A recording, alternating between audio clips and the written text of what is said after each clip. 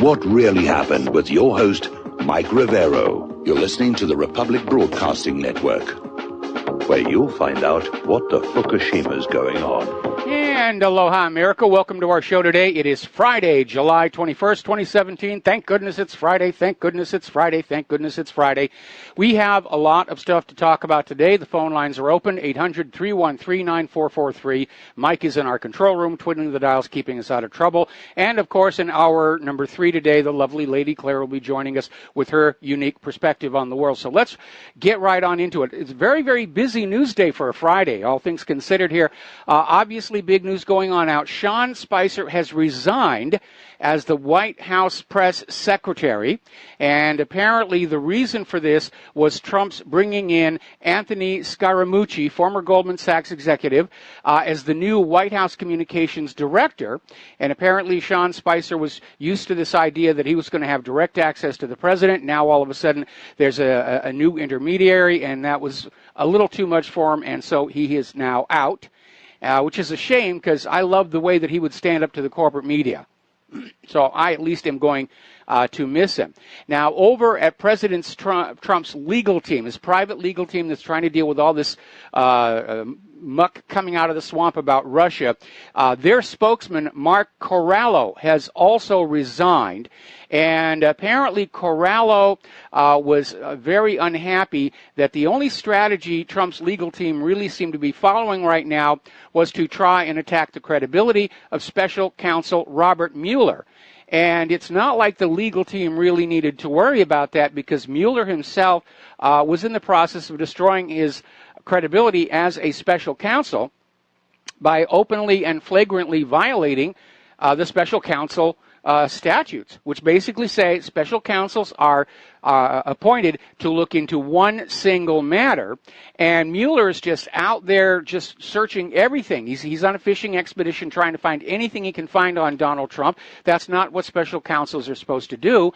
And the latest word that we are getting is that Trump is now in talks with Senator Ted Cruz and others regarding their potential reaction if Donald Trump fires Attorney General Jeff Sessions and Special Counsel Robert Mueller. Of course, we know the Democrats and the corporate media are going to go ballistic. They're going to equate this to Richard Nixon's firing of Archibald Cox, and they're going to be screaming impeachment, impeachment, impeachment.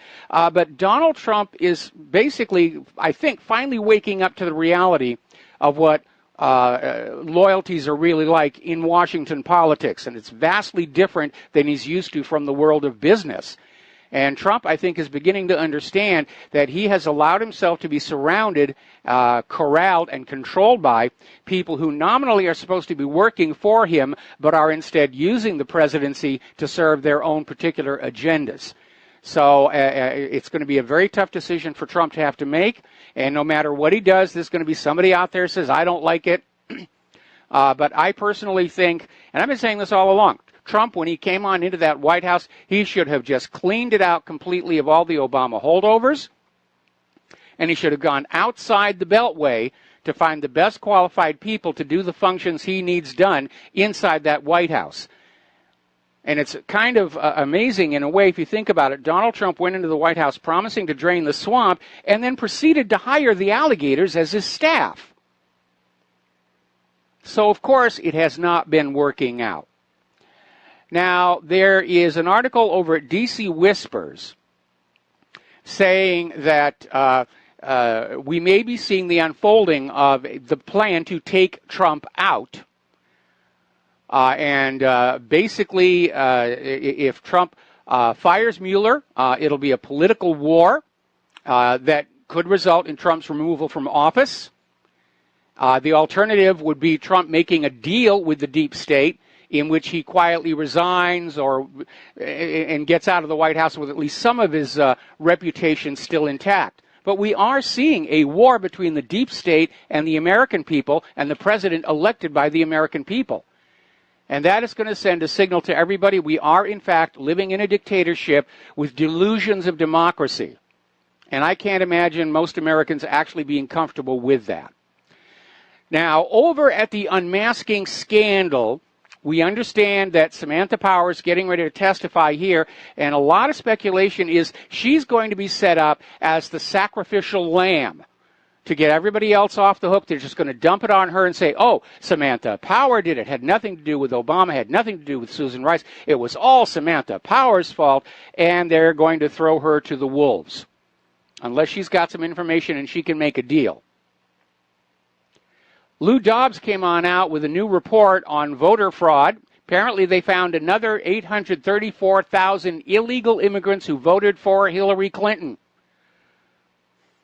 Donald Trump had to have had a landslide victory last year to overcome all of this fraud. And by the way, this is the end of Hillary's claim that she won the popular vote.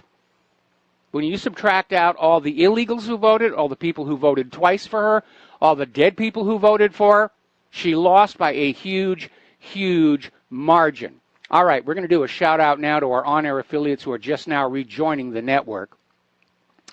And another article coming on out. Apparently, this Scott Dworkin is co-founder of the recently formed Democratic Coalition Against Trump. And he was out there in an interview with the Associated Press saying, Democrats just need to keep talking about impeachment. Constant. That's all you're going to talk about. Just keep that idea in front of the American people that we need to impeach Donald Trump. And again, are they actually thinking there's going to be some way that they can get Hillary in there? Because it's not going to happen. They're going to get President Pence. And Pence may be a little bit more amenable to the deep state. Sometimes the Democrats come across like they're just children throwing a tantrum. And I am not the only person saying that, because apparently donations to the Democratic National Committee have evaporated. They're broke.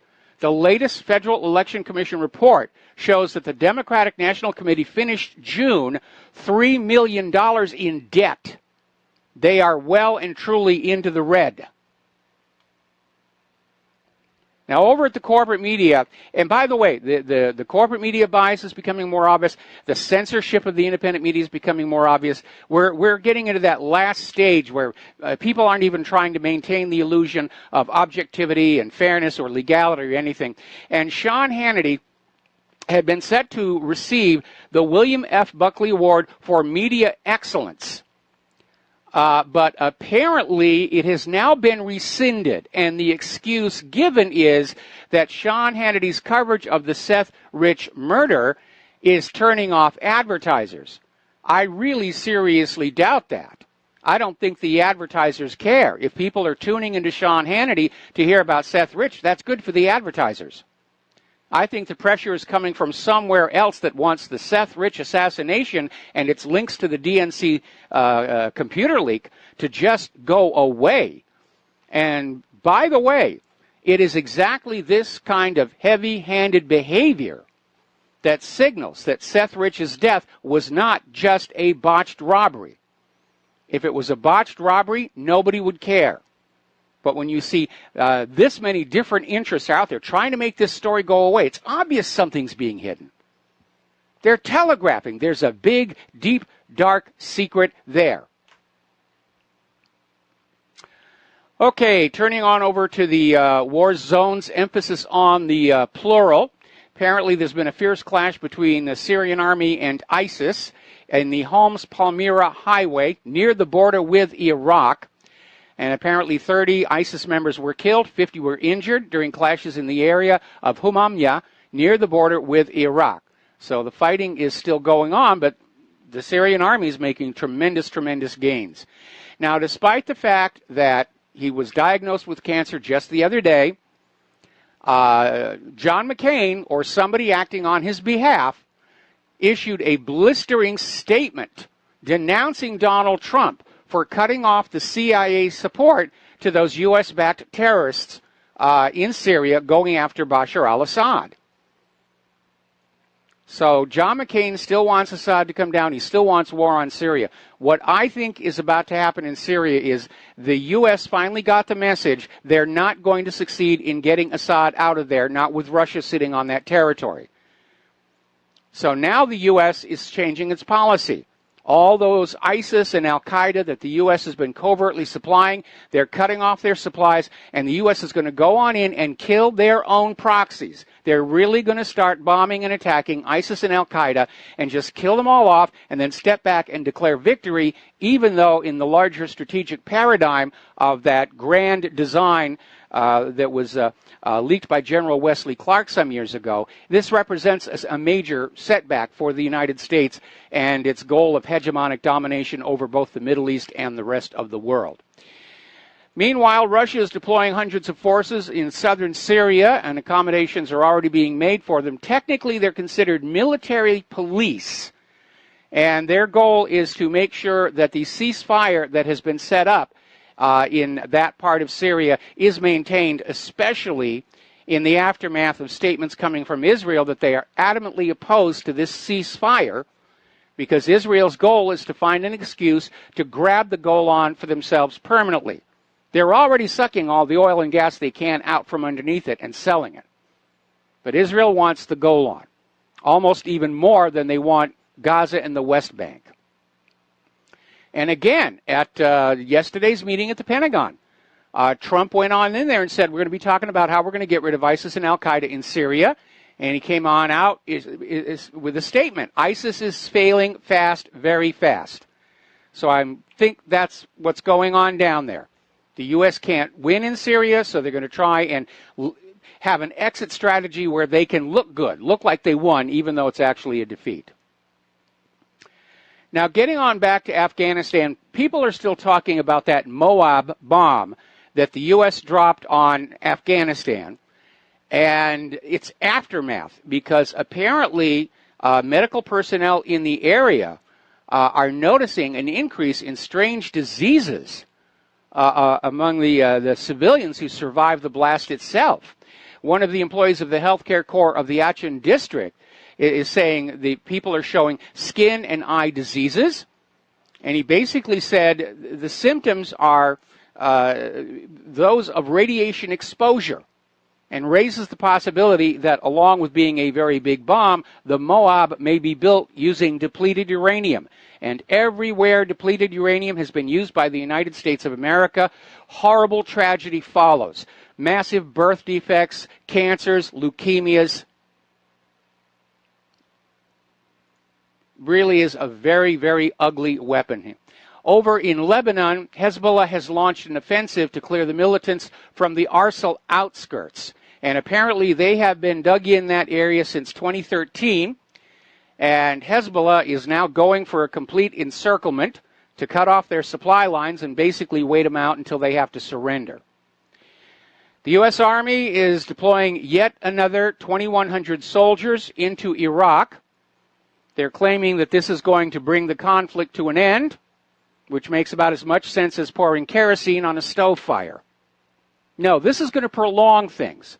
The more you send these soldiers in, and by the way, in Iraq, as is in Syria, the government has not given the U.S. permission to be there.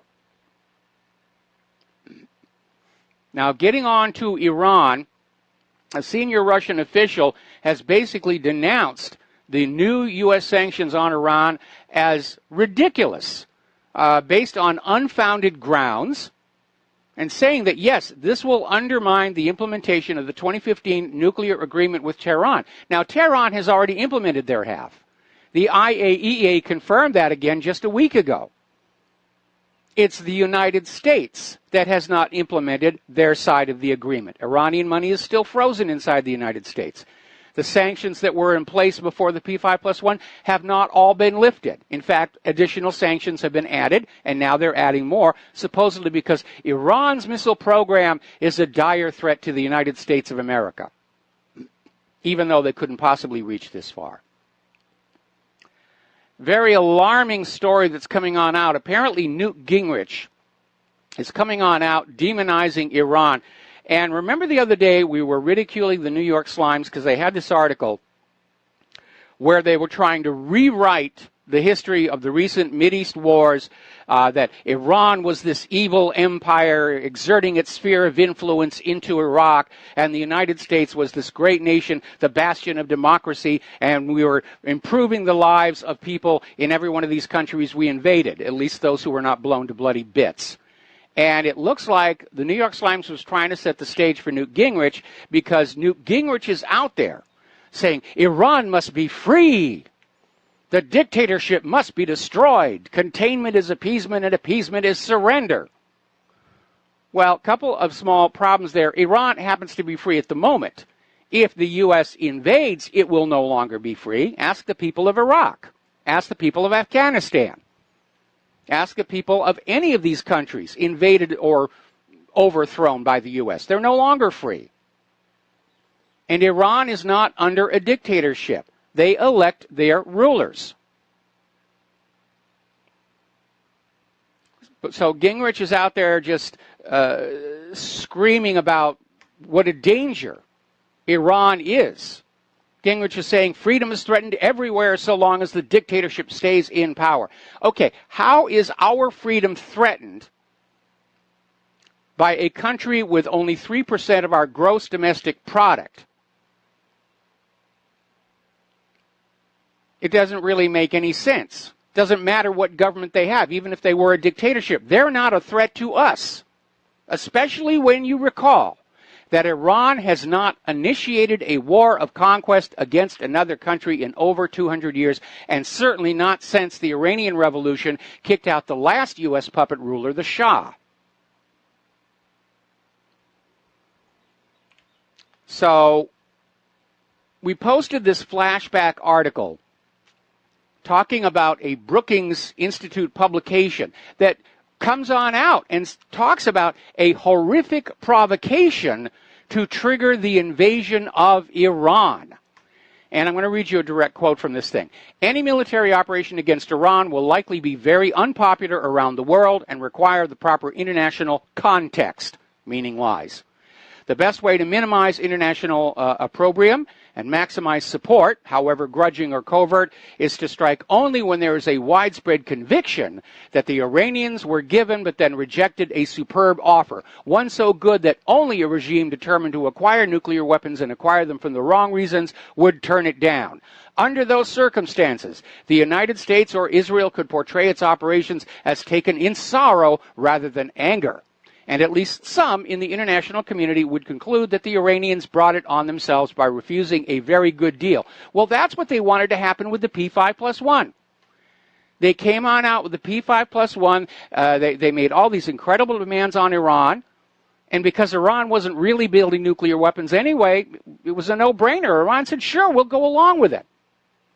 And that's the reason why the United States doesn't want to keep their half of the P5+1, why they want that deal to go away, because that was supposed to be the deal that Iran was going to refuse to allow for the invasion. Now, you all probably, if you're my age, you remember the movie Dr. Strangelove, directed by Stanley Kubrick, Peter Sellers in multiple roles, and it came out as a lighthearted look at nuclear combat. Interestingly enough, it was released about the same time as a much more serious treatment called Failsafe, which starred Henry Fonda, and it was a more serious treatment. But in the Dr. Strangelove, toward the end of the movie, the Russian ambassador reveals that the Soviet Union, unable to keep up with the costs of arming itself with more missiles and bombers and everything, builds a doomsday device that is fully automated so that if the Soviet Union was attacked with a nuclear weapon, everything would just be launched automatically. Well, apparently back in the 1980s, the Soviet Union actually built that thing. Maybe they're big Stanley Kubrick fans. And according to Chechny's leader, it is still in operation. If Russia is hit with a nuclear weapon, every single nuclear weapon in Russia will launch immediately, automatically. Nobody can shut it off, at least according to this leader in Chechnya. All right, we're going to take a break for commercials. We'll be right back after these few words. And aloha, America. Welcome back to our show. We're going to take some phone calls here. Mike in Alaska, aloha. Welcome to the show. What's on your mind?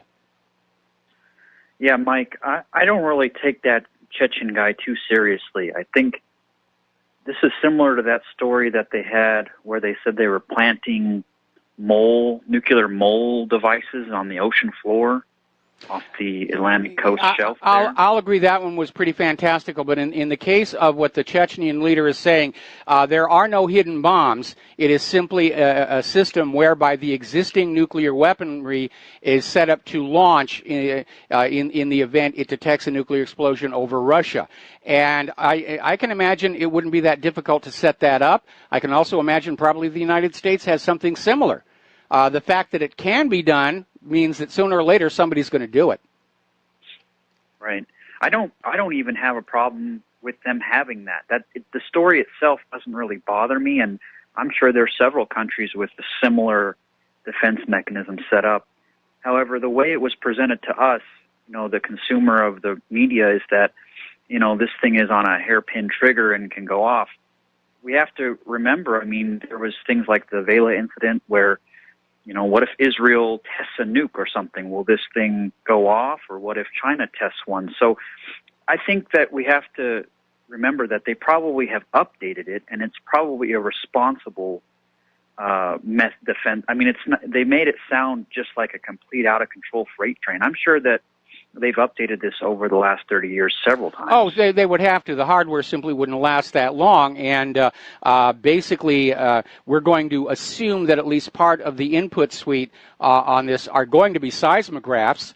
And just like the automated system that says, oh, we just had an earthquake in the Greek islands, it's going to localize where that shock wave is coming from. And there are probably going to be other sensors as well, listening for electromagnetic pulse and the rest of it. And I think it would be nice if both sides had such a system, because that's going to deter leaders from turning those buttons. And that is really the goal here. Now, remember, all of these nuclear weapons were sold to the American people back during my parents' generation to deter the reality or possibility of a nuclear war. Well, let's use them for that very situation. What concerns me are all these people walking around Washington, D.C. right now saying, well, as long as we've got them, let's just go ahead and nuke Russia and get it over with. And this is coming from Paul Craig Roberts and a couple of other people, that there's actually this mindset. Hey, we've got our bunkers and we got too many Americans anyway. Let's just go ahead and launch a nuclear war, stay down underground for 6 months, and we come on up and it'll all be green and beautiful and Garden of Eden and whatever they think is going to happen. It's frightening. Those people really do exist. Yes. We have to keep our eye on them. One thing about Kubrick, I've read this in a couple different places, that movie, Dr. Strangelove, he had such a accurate replica of the B-52 bomber in the film that he was actually paid a visit by the military and almost arrested because they didn't share. This was not a cooperation. They didn't tell him, okay, here's what the control panels inside of the cockpit of the B-52 look like. However, he was able to replicate that through his connections, the Hollywood military government connections. Mm-hmm. And they were freaked out by it when they saw the film, that it was so lifelike. So actually, that story is a publicity stunt. Because he did have a lot of cooperation from the military. They even gave him, the reason the dialogue in the aircraft sounds so realistic is they actually gave him the manuals. So there was a lot of cooperation. Now, obviously, some of the panels were changed. That CRM discriminator that was supposed to be the coding device was a complete fiction and made up.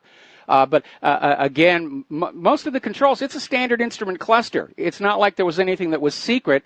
It's your engine throttle control and your compass, artificial horizon, altimeter, and airspeed indicator. Those are not exactly classified pieces of equipment. The only thing that was changed for the movie, of course, was the indicator for the bombing and the targeting system and the encryption, and that was completely made up by the prop department. Right. Well, two quick things. Can I put you on hold? Can I put you on hold? Sure. Okay, all right. We'll be back after these commercials. And aloha, America. Welcome back to the show here. And before we go back to Mike in Alaska, I want to share with you all a little piece of film trivia probably a lot of you don't know. In Dr. Strangelove, there's the scene on board the B-52 where Major Kong is getting out the survival kits. They're going on into Russia, and they're getting the survival kits, and there's a .45 caliber automatic, 2 boxes of ammunition, emergency rations, $100 in gold, chewing gum, and so forth and so on. And then at the end of that whole scene, Major Kong says, shoot, a fella could have a pretty good time in Vegas with all that stuff. The next time you see that movie, watch his lips. Read his lips. What he actually said on camera was you could have a pretty good weekend in Dallas with all that stuff. But between the time they shot that scene and the film's release, the Kennedy assassination took place. So they went in and they looped it in order to change the name of the city. So, Mike, you had something else you wanted to share with us. Well, the only other thing about that movie is the Dr. Strangelove is Dr. Fremdliebe. And that whole character is based on the Operation Paperclip as far as German scientists coming over. Oh, yeah, absolutely.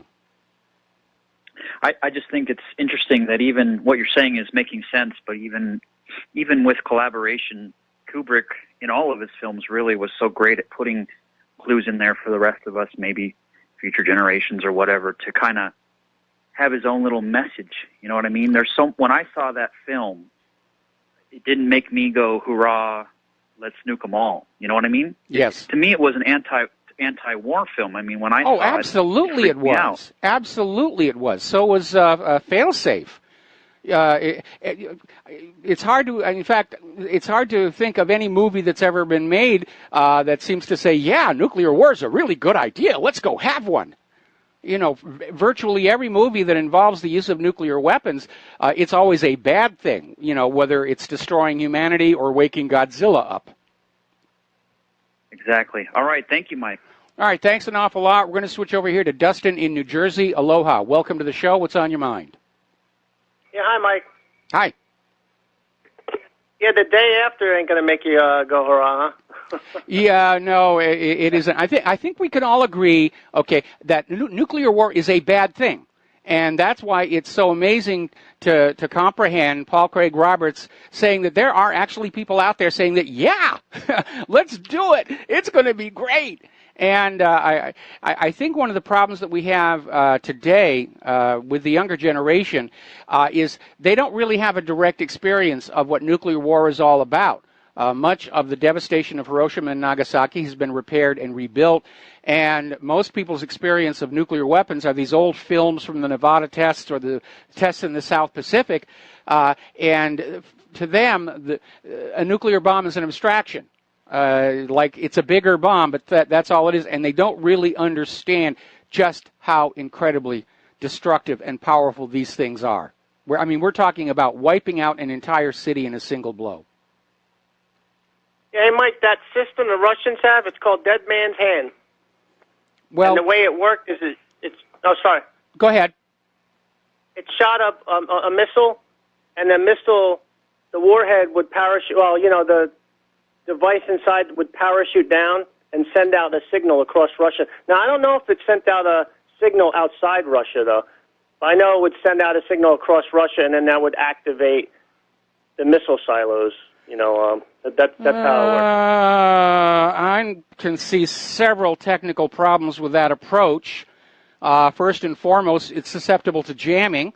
If the U.S. were to know what frequency that signal was being sent out on, they could just put some very powerful standoff jammers before the nuclear attack.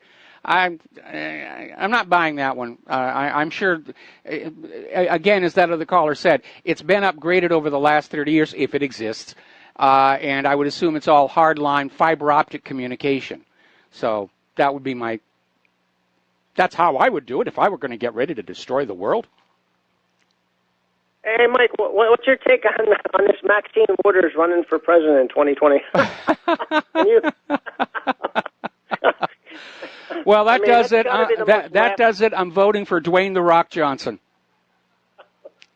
If you can't get any more, you know, I mean, I voted for Trump, but, I mean, are we at the last levels of this empire? If this is the best we came up with was Trump and Hillary. No, we're in the last stages of the collapse of empire when these things happen. Remember when Caligula had his horse elected to the Roman Senate? I'd rather, I don't know, hey, man, maybe the horse maybe won't start a war, though. Well, actually, the horse turned out to be the least corrupt of the senators in the Roman Senate. Yeah, I know. Maxine Waters, I love it. She got a $4 million mansion. She's been in there, for 40 years? Yes. Where's she getting all this money from? Where are they all getting? They all have slush funds, foundations. You know, it's a joke. You know, it's just a joke. And it's being played on you. Yeah, exactly. Yeah, we're the biggest. We're suckers, Mike. You know, if we weren't, we'd be all pitchforks out in front of the Capitol. Well, I don't have a pitchfork. I'm going to have to show up with a weed whacker. I got a portable guillotine. I'll let you borrow. Okay, that'll be good. That'll be good. Make sure that thing is oiled up. All right, we're going to switch over to Patch in Illinois. Aloha. Welcome to the show. What's on your mind? I know it's a little off topic. I'm an hour behind on you, but I've been trying to call in. Earlier, you were talking about the police situations and the drugs and things. When I was 7, ever since I turned 7, my father would pull me out of school, and he made me ride in his squad car with him all the time. Oh, okay. And the things that I seen, but he would actually, and some of the other ones, would actually drink to calm down at first. They drank all the time. Yes. Because you don't understand the power of that badge. I mean, they would literally go and just look. I mean, they just wanted excitement. Yeah. You know, then they gave him drugs. But the thing with him, when he got off work, he would put his holster in the car in front of the window, and I had to ride around with him. He would look for stuff. I mean, he just couldn't stop. Well, you know, now there are some good police officers out there. We have a neighbor who's a very good police officer. But yeah, that uniform and that badge attracts a certain personality who wants that authority to push other people around. And it does lead to some kinds of problems. Back in California, I have a half-brother from my father's second marriage who used to be an LA County sheriff, and then he had an accident and he's on disability. But it used to terrify me that he was out there with a gun and a badge. I mean, he was always openly talking about how much he wanted an excuse to shoot a black guy. That wasn't even the words that he used. Exactly. When I was there, I didn't know what the word Caucasian or the N-word meant, because I was only 7. Yes. And I was in the car with him, like, what does that mean? He said, that tells me which one's a criminal. You got to try to figure out which one. How do you know? How do you know? And he said, they teach us to tell. And I just seen people all the time. You know, I didn't know. Yeah. And it took me, I didn't know until 14, until one of my friends were laughing, and they said, you think that word means that? You know, and I'm like, yeah, because he would keep me out for almost a whole year at a time. I had to ride around the squad car with him all the time. Boy, I'm surprised that Child Protective Services didn't come on in and... That's why he kept me in the car with him, because he was always putting me in the hospital. And with that badge, that meant his rights were more important than mine. Well, you know, being your father, he has a certain authority over you anyway. All right, well, Patch, thanks a lot for the information. We're going to let you go here and get on back to the war zones. According to U.S. intelligence agencies, North Korea is prepping for another missile test. And as usual, it's framed about the rogue North Korean regime is getting ready to launch another missile test. Ooh, how bad. Meanwhile, of course, the U.S. is testing missiles all over the place. They just launched an ICBM right overhead to test that up in Alaska. Our missile tests are good. Their missile tests are bad. Every nation on Earth has a right to develop weapon systems with which to deter being invaded, especially in this era where the United States government is invading and regime-changing countries left and right. I don't blame North Korea for wanting to build up defensive weaponry. And if North Korea acquires a nuclear weapon, they are not going to use it unless they are invaded. If Iraq had had nuclear weapons, which they didn't, they wouldn't have used them unless they were being invaded. If Iran ever does get a nuclear weapon, they won't use it unless they're being invaded. For all this talk about how all these other countries and the bad nuclear weapons that are out there, there's only one nation on this planet that's actually used nuclear weapons of mass destruction against the civilians of another country, and that, of course, is the United States of America.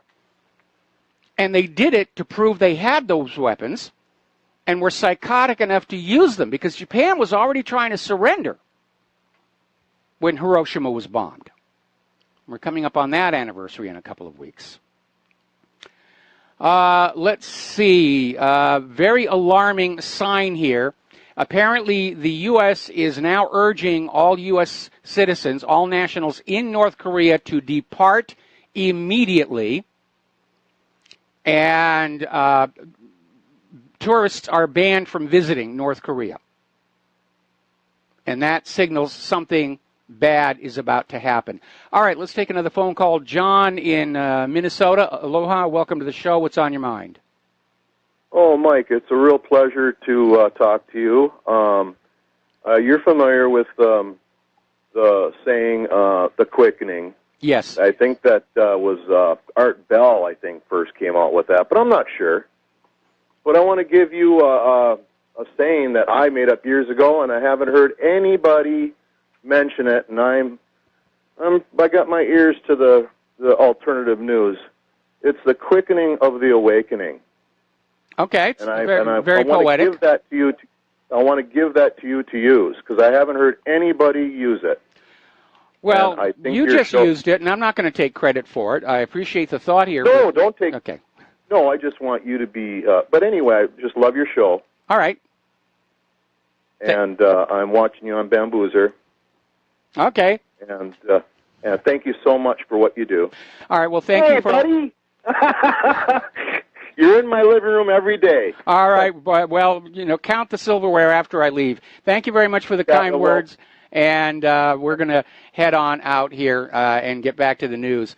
The situation over in China and India is getting extraordinarily tense.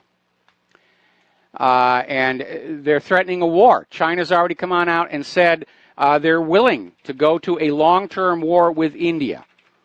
And I'm not even sure what they're fighting about. I don't even know that they know what they're fighting about. But, of course, the big risk is that both India and China do have nuclear weapons. That could be where a global thermonuclear war actually starts. Because once they start flinging bombs, everybody's going to get nervous and start hitting those buttons. Now, there's a very bizarre article here called U.S. World Supremacy Challenged, China Opens First Overseas Military Base. And the U.S. has got their knickers in the twist about, China's got an overseas military base and they're sending in personnel and weapons here right now. I mean, the United States has got close to 800 overseas military bases. China's one doesn't really represent a serious threat. And China is establishing that base to basically secure sea lines of communication as they economically start to move into Europe. Now, a more honest analytical article is out of Russia Today saying that Russia and China responding jointly to the threat of American imperialism, they are telegraphing the message one more time. If the U.S. goes to war with Russia or China, it will be war with both. And I do not think that the United States can win a conventional war against the combined forces of Russia and China, and they're already exercising and drilling together up there in the Baltic. Especially when you consider that our stockpiles are drawn down, our existing weapons are worn out, they're not really built to last, and the new weapons that are being built are junk coming right off the assembly line. Now, over in Israel, another flashpoint is happening there. And again, I suspect Netanyahu is trying to kick this up as a distraction from his political corruption trial. And the confrontation over the Al-Aqsa Mosque is continuing. Israel is imposing new restrictive measures on the holy site, and that, of course, is just ratcheting the tensions up even further. At least 70 Palestinians have been injured during these clashes with Israeli forces, one of them badly enough that they required surgery. Now, there's an analyst, this is being reported in Press TV, gentleman named Shakdam, saying that what Israel is trying to do is erase the religious heritage of the Palestinians in the Israeli-occupied Palestinian territories. Remember what Golda Meir used to say? There's no such thing as Palestinians. Israel is a land without a people for a people without a land. And then, of course, we came up with all the documentation. Yeah, the place has been Palestine since biblical times. It's on all the maps throughout the Middle Ages, the Renaissance. It's shown as Palestine. We've got Palestinian coins. But Israel's idea is to erase your history in order to make you go away. The same thing the New World Order is trying to do all across Europe and here in the United States of America. Erase our own history in order to impose whatever illusion, whatever lie they want to. And Israel is trying to exacerbate hatred and divisions within these various religious communities. Now, over at the Shalom Hartman Institute, there's Tomer Persico, who's a religion professor at Tel Aviv University, and he says what's going on right now is Israel is seeing an opportunity to reclaim the Temple Mount for themselves. To basically take it on over and say, this is now ours, we're going to knock down the Al-Aqsa Mosque, and we're going to start building the third temple. Actually, the third temple was built in the time of Herod. But they're trying to say it doesn't count because after it was built, the Messiah didn't show up. But if you go back and you look at the original United Nations partition plan, Jerusalem was firmly in Palestinian hands, and every expansion Israel has made is always about grabbing more and more of Jerusalem and that Temple Mount. So we're going to take a break for commercials. We'll be right back. And aloha, America. Welcome back to the show. And it looks like things are going to get really ugly in Israel for the Palestinians. Not that it's ever been other than that. But apparently the chief rabbi of Safed and member of the Israeli Chief Rabbinate Council, Shmuel Eliyahu, I apologize for butchering the name, was being interviewed on Israeli TV Channel 7 and came on out and said the Palestinians are monsters and killing them is a religious duty, and slaughtering the Palestinians gets Jews closer to God. So remind me again what is supposed to be the religion of peace and what is supposed to be the religion of violence. Now, as you know, Gaza is dealing with a severe fuel crisis, and as a result, a lot of raw sewage is just overflowing into their coastal waters, which is harming their fishing. It's actually dangerous to eat fish out of it now. People trying to swim on the beaches are walking out covered in sewage. And Israel seems to think this is perfectly fine. This is perfectly fine here. Now, as I mentioned earlier in the show, the reason why China is starting to look at overseas military bases, they're starting to extend themselves economically. And there's an article in Sputnik News that says, "Move over, please. China increases influence in the U.S.-dominated Middle East." And that's actually going to be very easy to do for two reasons. One, the United States has managed to alienate pretty much everybody in the Middle East. Two, China is a manufacturing powerhouse. They have things the people in the Middle East want to buy. The United States does not. Our manufacturing has been in decline for 30 years, and what America manufactures today is looked on as overpriced junk by much of the world. And rather than try and fix the manufacturing, the U.S. response lately has been these so-called free trade agreements, which are anything but free trade. They are, in fact, coercion to force the signatory countries to buy certain products from the United States, even if they don't want them. Even if other countries' products are superior and less expensive. That tells you right there, it isn't free trade. In a world that really had free trade across the globe, the United States would have collapsed long ago. Now, amping up the pressure on Venezuela, the latest shot in the U.S. economic war against Venezuela, they're going to halt oil imports from Venezuela. Just cut off that flow of cash as well, trying to bring that country down. Okay, let's talk about the economic news now. According to Berenberg, it's been a rough year for Wells Fargo, and apparently it's about to get worse. Analysts are predicting more than a 30% drop in the bank's shares. And there's been a downgrade from stable to sell. More about this when we come back from station identification. Aloha, America. Welcome back to our show, hour number 2. The phone lines are open, 800-313-9443. Going into the top of the hour, we're talking about how Wells Fargo's rating has been moved from stable to sell, and analysts are predicting a 30% drop in the stock price. And that's interesting because last month, Wells Fargo senior executives dumped millions of their own shares. So they knew something was about to happen. I think this would almost qualify as insider trading because they got out before the bad news hit. And everybody who still has stock in Wells Fargo, they're losing money right now. And by the way, oddly enough, for a Friday, the stock market was down. You know the usual pattern. On Fridays, the plunge protection team will massage that stock market so it has a happy ending, so all the money junkies can have a relaxing weekend. Didn't happen today. Not down by a lot, but it breaks the pattern.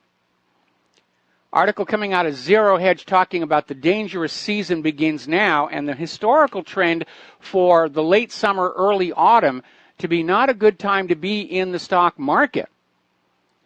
And apparently there was an article, Sell in May and Go Away, in the May 1st, 2017 issue of Seasonal Insights that studied stock patterns and discovered that in just 2 out of 11 international stock markets,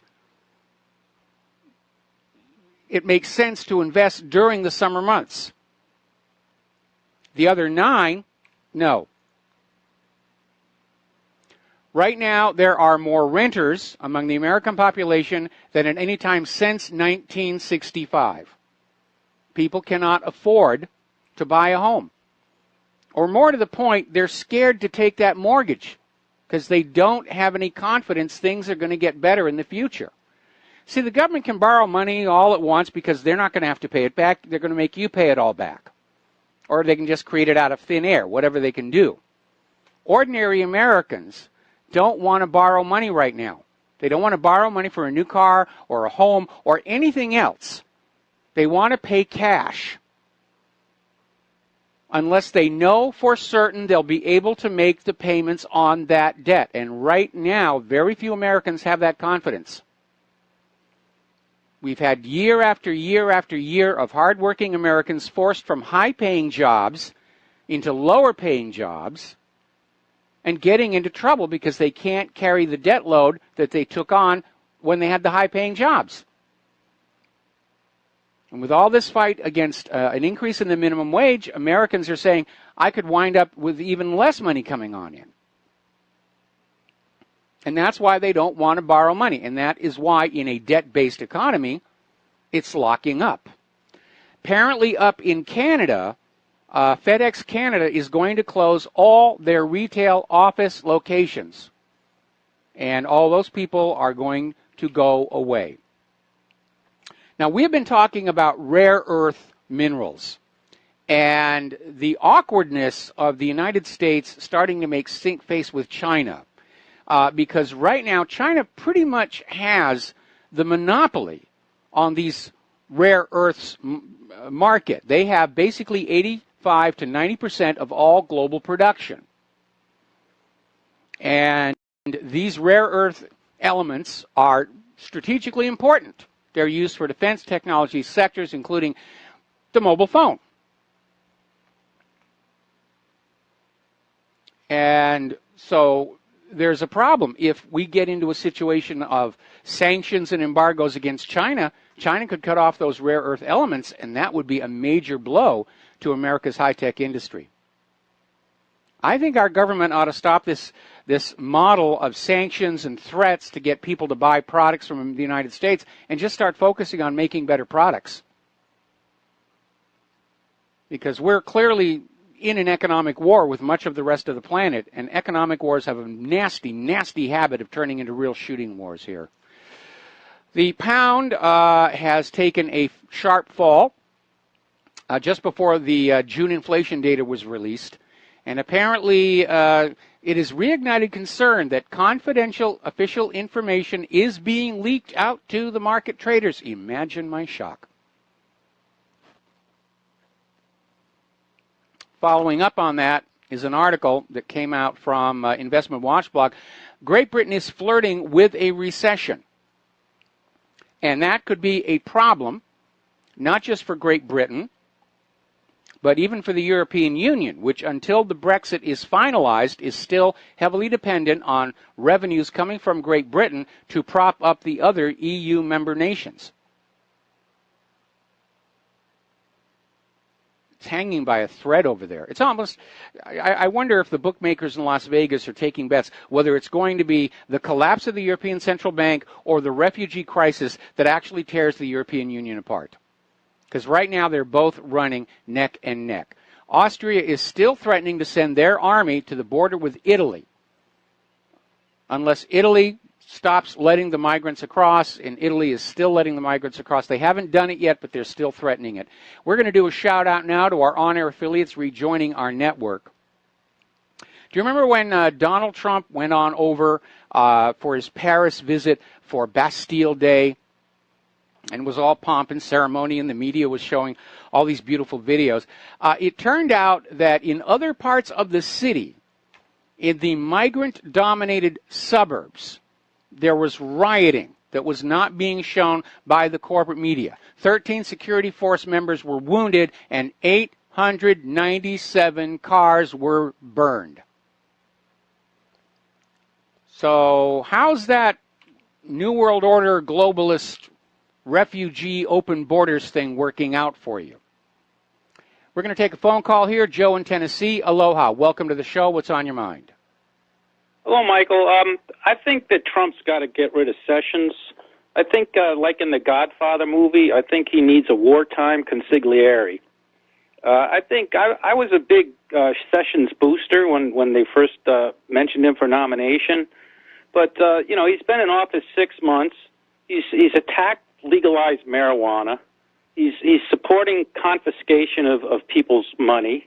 I mean, yeah, he arrested a few doctors with Medicare fraud, but meanwhile, Seth Rich, the Hillary charities, and all these other crimes of the deep state are just not being looked at. So I think Trump has to realize that the deep state is after his blood, and he can't have a guy like Sessions who's not, he needs a pit bull, wartime consigliere. And like I said, I've always liked Sessions, but he obviously doesn't have the fight. He's kind of like the Ron Paul of the Justice Department. No. I think you're misinterpreting. Sessions has got the fight. Look how hard he's working against legalized marijuana. The problem is Sessions has his own agenda, and he's not going along with Donald Trump here. And Judicial Watch just released yet more emails proving once again Hillary was running a pay-for-play scam at the State Department. The evidence is overwhelming. And yet Sessions is still out there talking about investigating Donald Trump and Russia. And again, if Sessions is not going to move forward on prosecuting Hillary Clinton, then yes, he must be replaced. I mean, former FBI Director James Comey literally went down the list of felony Title 18 violations committed by Hillary Clinton. Then he said, she didn't mean to do wrong. We're just going to let her go. But Title 18 does not require criminal intent. Title 18 violations include negligence and carelessness, which, to be the most generous, okay, she was just being careless and negligent. It's still a felony violation. And Sessions has not moved on that. The fact that Comey and Loretta Lynch said we're not going to prosecute, double jeopardy doesn't apply anymore. Okay? She can still be prosecuted. Why didn't Sessions move forward with that? Sorry about that. My dog just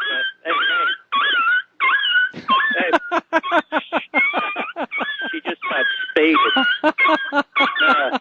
All right, we're gonna let you go. We're gonna let you go and take care of the pooch. And I don't know, maybe it's just my voice. I mean, dogs usually love me, and I love them back as well. All right, getting on back to the news here. Up in Fresno, California, and this sort of thing is happening all over the country right now. Apparently, police responded to a call about some very unusual activity on East San Ramon Avenue. And apparently people were upset. There seemed to be blood splattering around the place. And it turned out there were a group of these refugees that were basically slaughtering a sheep in their yard. And apparently they were unaware that you're not supposed to just slaughter live animals inside the city. Certainly was not in compliance with health code. And apparently was a Syrian refugee, and they were basically having their equivalent of a picnic, but at the same time, again, they're not exactly integrating in to the rest of the country. Right now, the German courts are on the verge of total collapse. They're being overwhelmed by all of these asylum seeker claims. Going to court, let us in, let us in. It's been a disaster. It's been a disaster. And George Soros and the New World Order and the globalists, they're still out there pushing and saying, open borders, open borders, open borders. And that's a big reason why they really hate Donald Trump. He's not on board with open borders. And this idea of open borders, they invented it out of thin air to bring about their New World Order. There has never been a time in history where you had this idea of nations without borders. Every social organization from tribe up through nation state has borders. And they have the right to enforce those borders to decide who does and does not come on into the country. That's just common sense. One of the reasons that that area at the eastern end of the Mediterranean has been so fought over throughout history is the idea of who's controlling those borders. Because it's a major transit route for cargo that can't be shipped across the Mediterranean. They have to cross the borders, and there's a toll. That's where the wealth from some of those Middle Eastern kingdoms right along that Mediterranean border, that's where the wealth came from. Toll gates on the borders. Opium coming down from Turkey into Egypt is one example. A lot of drug trafficking. Back then it was legal. This was all legal stuff back then. But it was big business. And the people who had the borders got a little piece of the action when they crossed. Apparently, over in France, a policeman was attacked with iron bars by 30 Muslim migrants, and he had to pull his gun and defend himself in the city of Sevran. One of the attackers was shot in the stomach. The police officer was then rescued by reinforcement. He's in the hospital. And it's almost like the Muslims are getting ready to have their own uprising and saying, this is no longer France, this is Syria West, or whatever they're going to call it. We could literally see a civil war break out all over Europe because of George Soros' dreams of a global empire. Up in Germany, the Social Democrat leader Schulz is telling Macron that Angela Merkel is history. She is not going to be surviving her next election, even with all the help from Diebold. She may be following the same path as Hillary Clinton, convinced that she's going to get enough election fraud to stay chancellor, only to be caught by surprise the way Hillary was. Another article on the same thing. This is in the Express over in the UK. The Brexit is tearing the EU apart. The bloc is unified in name only. The European Union is a union in name only. And it has to do with the Brexit. It has to do with the economic predations of the European Central Bank, and certainly has a lot to do with the refugee crisis. Now, as you know, Brussels and Poland are in a little bit of an argument where Poland wants to reform its internal politics, change its Supreme Court system, and Brussels is saying, no, you can't do that. Hungary has now sided with Poland, saying that Brussels is overstepping their authority. Remember, the EU began as a free trade bloc, and the individual European Union member states were supposed to maintain some degree of their sovereignty. It was just open travel, open trade within the EU bloc. And now Brussels is presuming to intrude and intervene into the tiniest workings of every single member state. And it's causing friction with Poland. Hungary's coming in on the side of Poland. Again, we know the EU is going to break up. It's only a question of just exactly what the trigger is going to be. Brexit, economy, friction with Brussels, refugee crisis. Now, out here in Hawaii, we're a liberal state. There's no question about it. The state of Hawaii is now forcing pro-life pregnancy centers to make a statement endorsing the possibility of an abortion. In other words, if you are a woman, you're expecting a child, and you are going to a pregnancy center for care, state law now says they have to suggest to you that maybe you might want to consider an abortion. I'm sure that women who become pregnant are already considering that.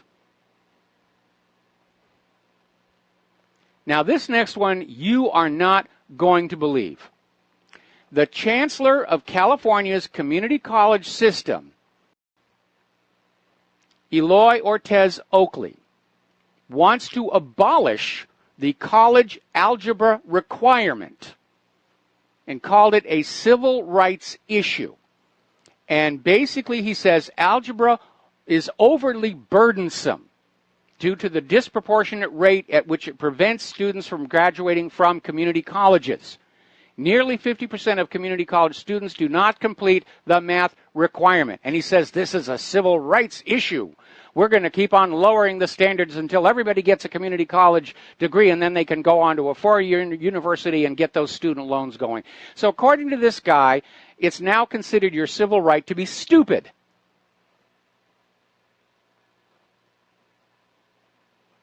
They're gutting education. It's not education anymore. It's turned into a racket like everything else.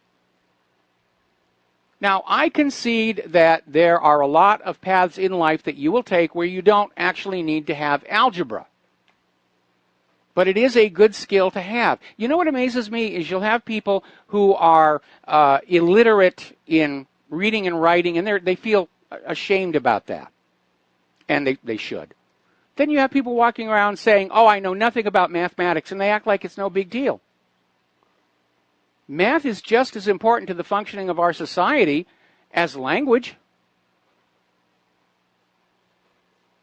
And again, it's just another example of the deliberate dumbing down of our population so we can't critically analyze what the government and the corporations are doing, what they're selling us. Now, over in Missouri, at an appeals court, finally some sanity has broken through. And there was this lawsuit of this girl who wanted to use the boys' locker room. And the Missouri appeals court said, look, if you're a biological girl, you use the locker room for girls. Yeah, that's what makes sense here. In fact, it's absurd that this got this far. But apparently this girl was claiming that she was being discriminated against by being forced to use the locker room for girls, even though she's biologically a girl, and made a big stink about it. And finally the Missouri court said, this is nonsense. The law does not actually give you a right to go where you want to go because of what you imagine that you are inside.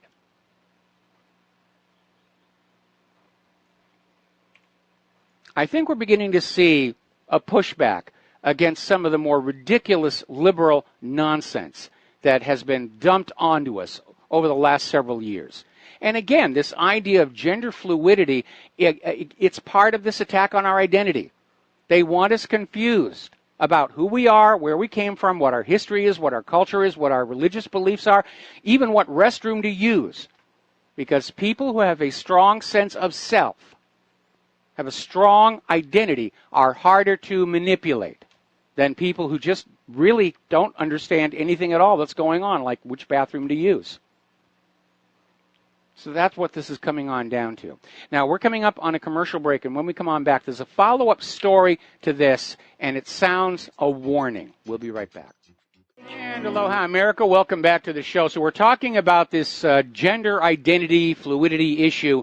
There's an article over in the Daily Mail saying that the number of children attending gender identity clinics has quadrupled in the past 5 years. And some of the experts are saying, well, this could be explained by the promotion of transgender issues in schools, which may have encouraged children to think about their identity. Others are saying that this teaching children about transgender issues at such a young age is sowing the seeds of confusion. A lot of this could be imposed from outside. And we've seen all these stories about these gender fluidity people who are out there trying to make you feel ashamed if you identify as male or female. How dare you? This is the gender fluid era. And just to be clear on it, I'm a guy. Another example of how government can be hopelessly out of touch with the real world. Down in Houston, Texas, there is this ongoing case where a gentleman has been ordered to pay thousands of dollars in child support for a child, and it's been accruing for a long time. It's about $65,000 the court says he owes right now for this child, even though a DNA test shows it is not his. Now, apparently back in 2003, the mother went to court and said that this guy, Cornejo, was the only possible father. And the court said, well, yes, obviously, the woman will always tell the truth. And the state of Texas started assessing child support payments, which now total $65,000. And court records suggest that he was subpoenaed, but they don't actually have the proof of service. And he says he never got the notification.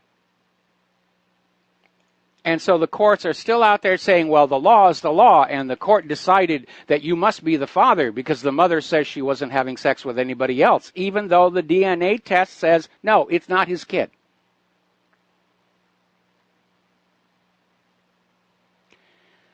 Apparently, let's see, another story coming out. You scratch your head at this stuff.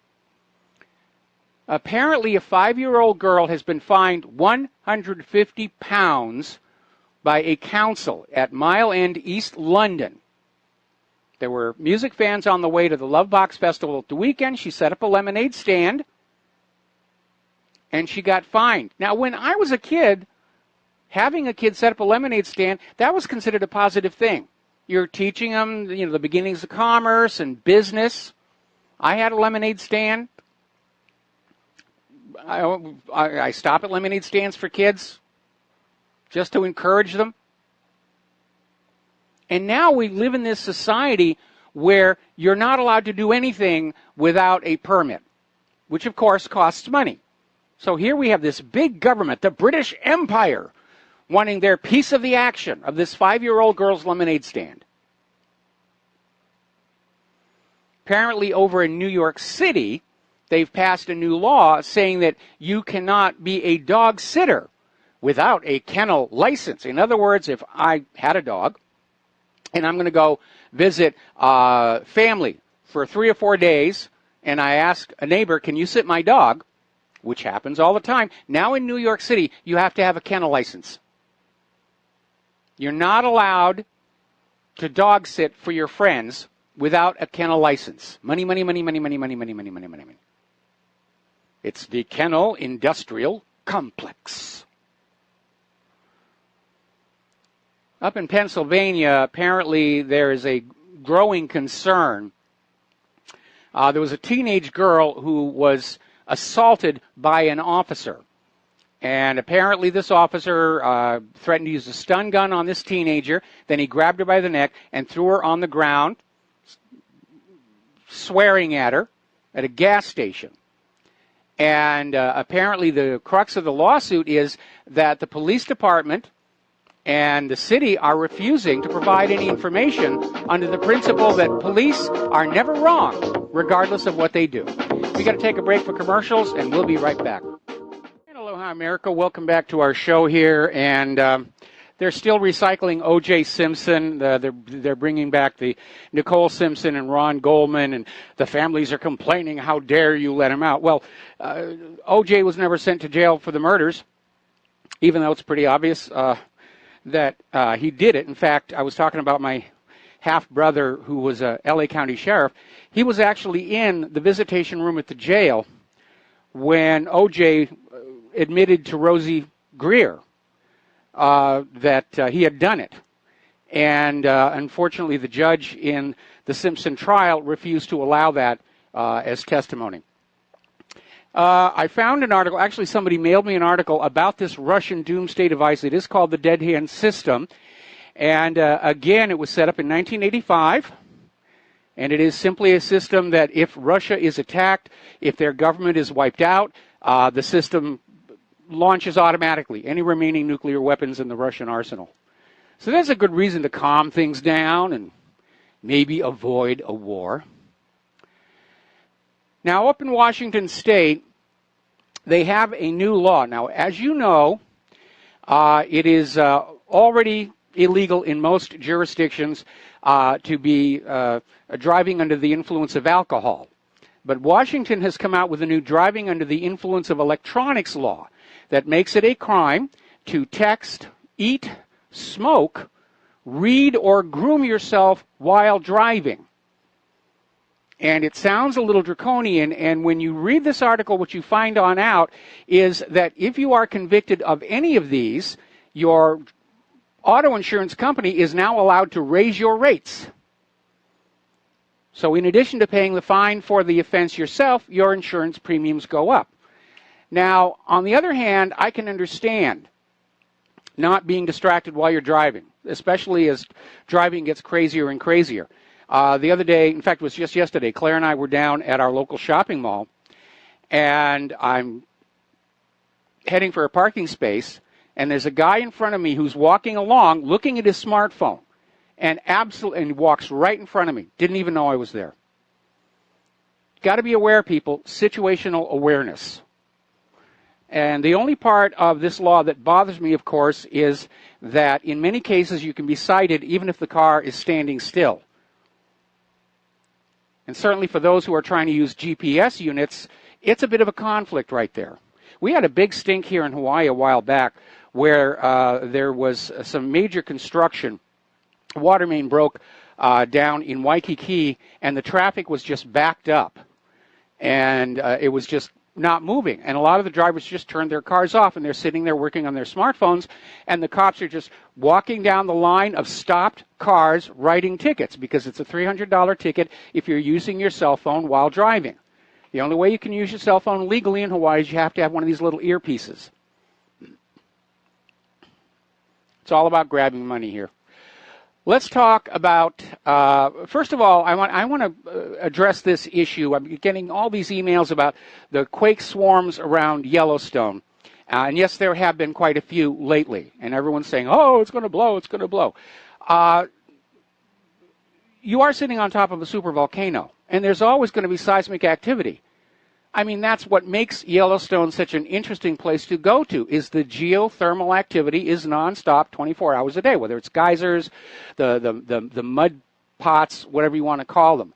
But the indications are not that we're at risk of an imminent supervolcano eruption. In fact, I would say probably it is not going to happen in our lifetimes. Could turn out to be wrong, but I think we need to be a little bit cautious about overhyping this situation. All right, let's take a phone call here. Rodney in Illinois. Aloha. Welcome to the show. What's on your mind? Well, hey, Mike, that was quick. I just called in. Yes, you did. Oh, let me get you off. Hey, I'm sitting here drilling holes in the bottom of a bucket, and I'm a member of the smartest audience in listening land. Are you curious why I'm drilling holes in the bottom of a bucket? I don't know. It almost sounds like some kind of a perversion. I'm not sure we should broadcast this.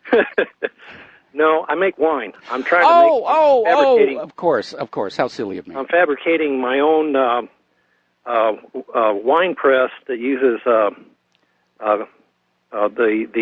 force of water to press my fruit. But anyhow, back to back to my subject that I told the board op what I wanted to talk about, and I'm going to preface it this way. It's been too long ago, but I came across a documentary discussing the banking in Iceland. Yes.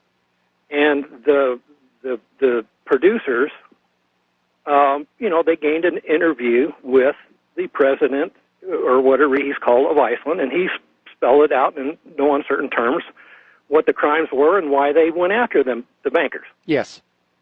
Now, I use that as a preface for a question I've had for years.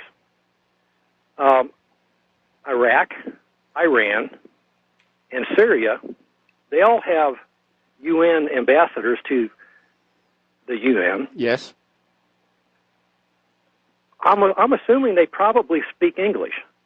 I would imagine so. As I've traveled around the world, I've discovered that most countries, they speak excellent English. In fact, even better English than a lot of the people we have in this country. Here's my point. The president of Iceland he's approachable.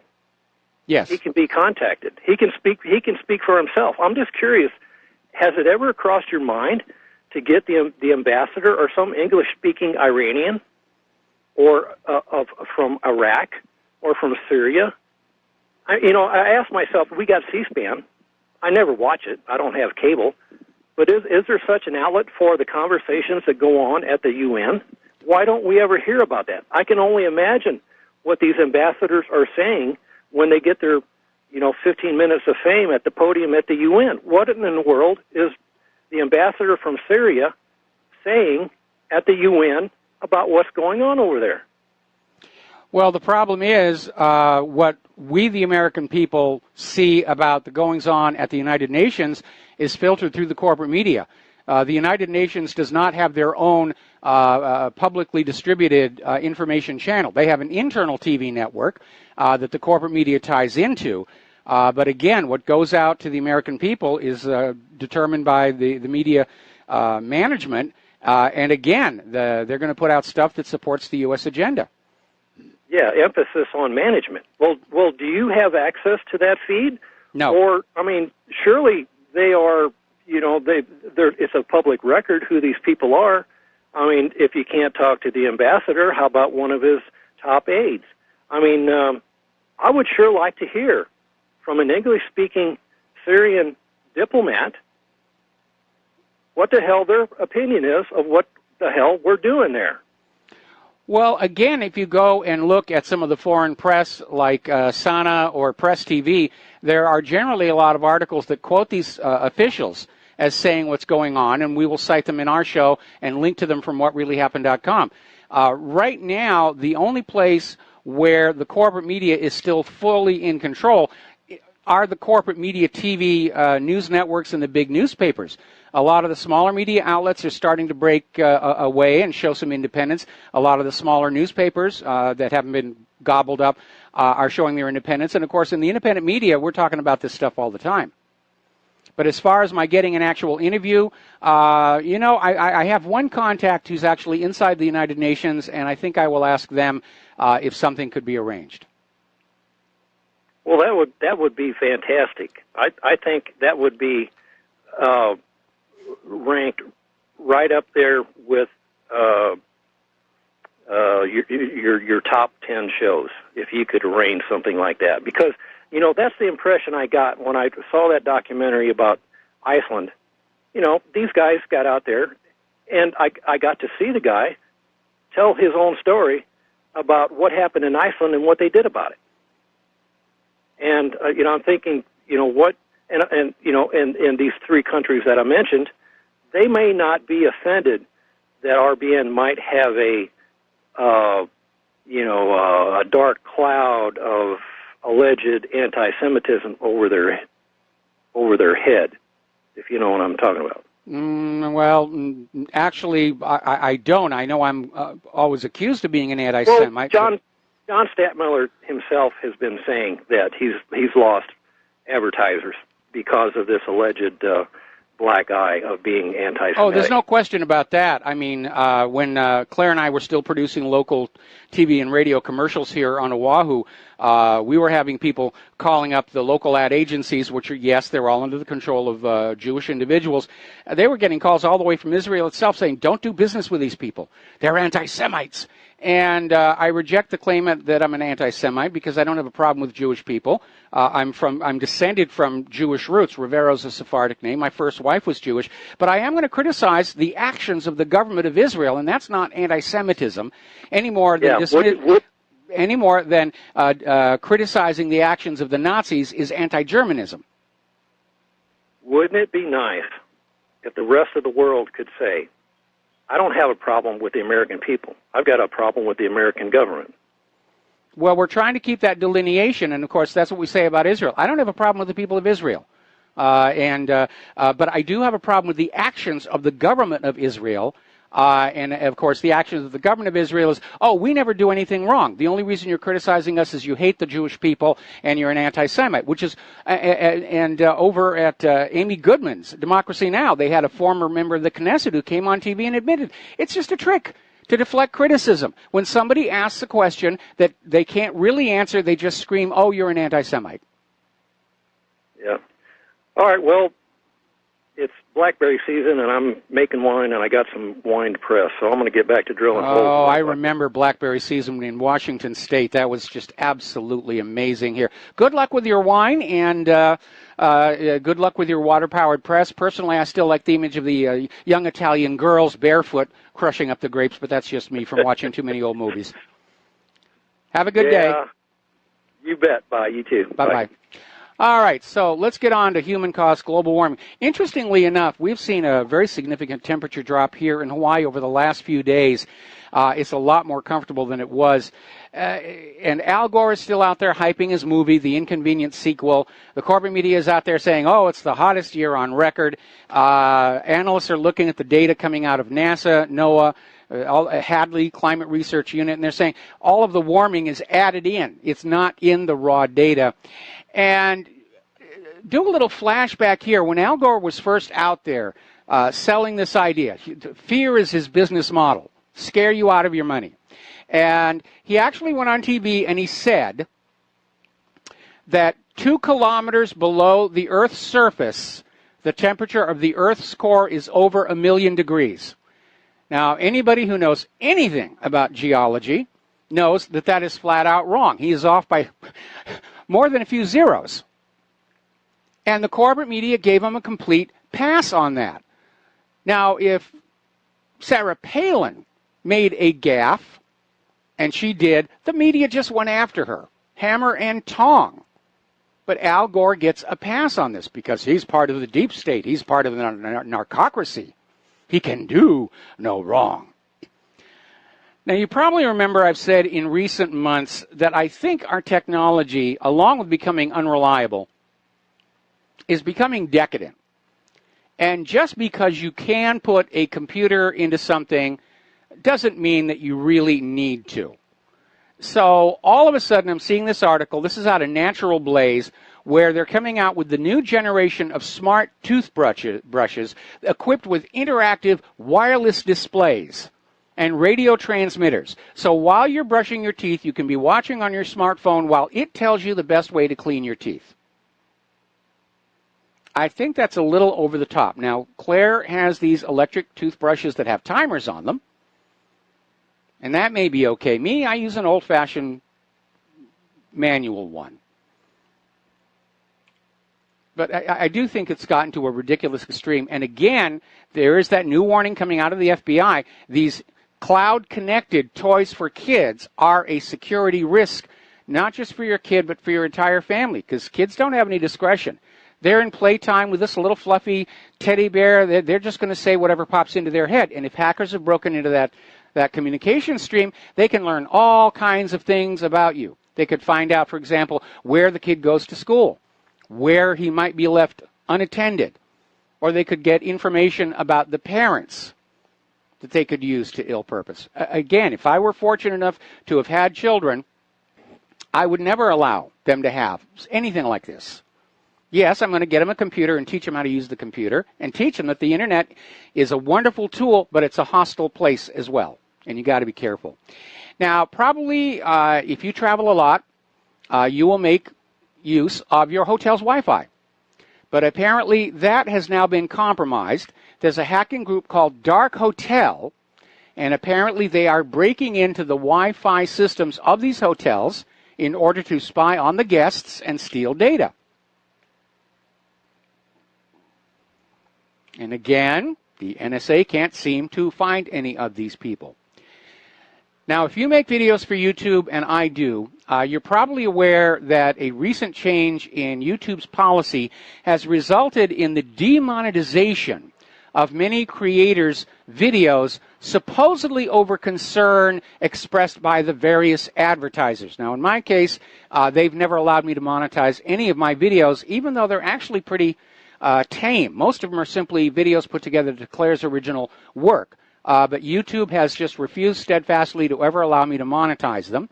But apparently there's now a class action lawsuit against YouTube, and it's being led by Zombie Go Boom, which makes videos where they supposedly kill zombies with a variety of bizarre tools, and they got a huge following. And for some reason, the advertisers didn't like that, and they got demonetized, and now they're leading a class action lawsuit. And I think maybe that this is a good thing, because I think we need to go back to this idea that even though it's a private corporation, the First Amendment applies. That's always been the rule of the telephone company. The telephone company is not allowed to censor you, and neither should these large infrastructure for communicating on computers. The same rules ought to apply. We already know they're trying to make exceptions for the internet. The common carrier philosophy of the telephone system was supposed to be carried over as net neutrality on the internet. That is now being torn apart to give corporations the special advantage and treatment over us small, tiny operators. We're going to take another break for commercials here, and we'll be right back. Aloha, America. Welcome back to our show here, coming up on the top of the hour, and the lovely Lady Claire.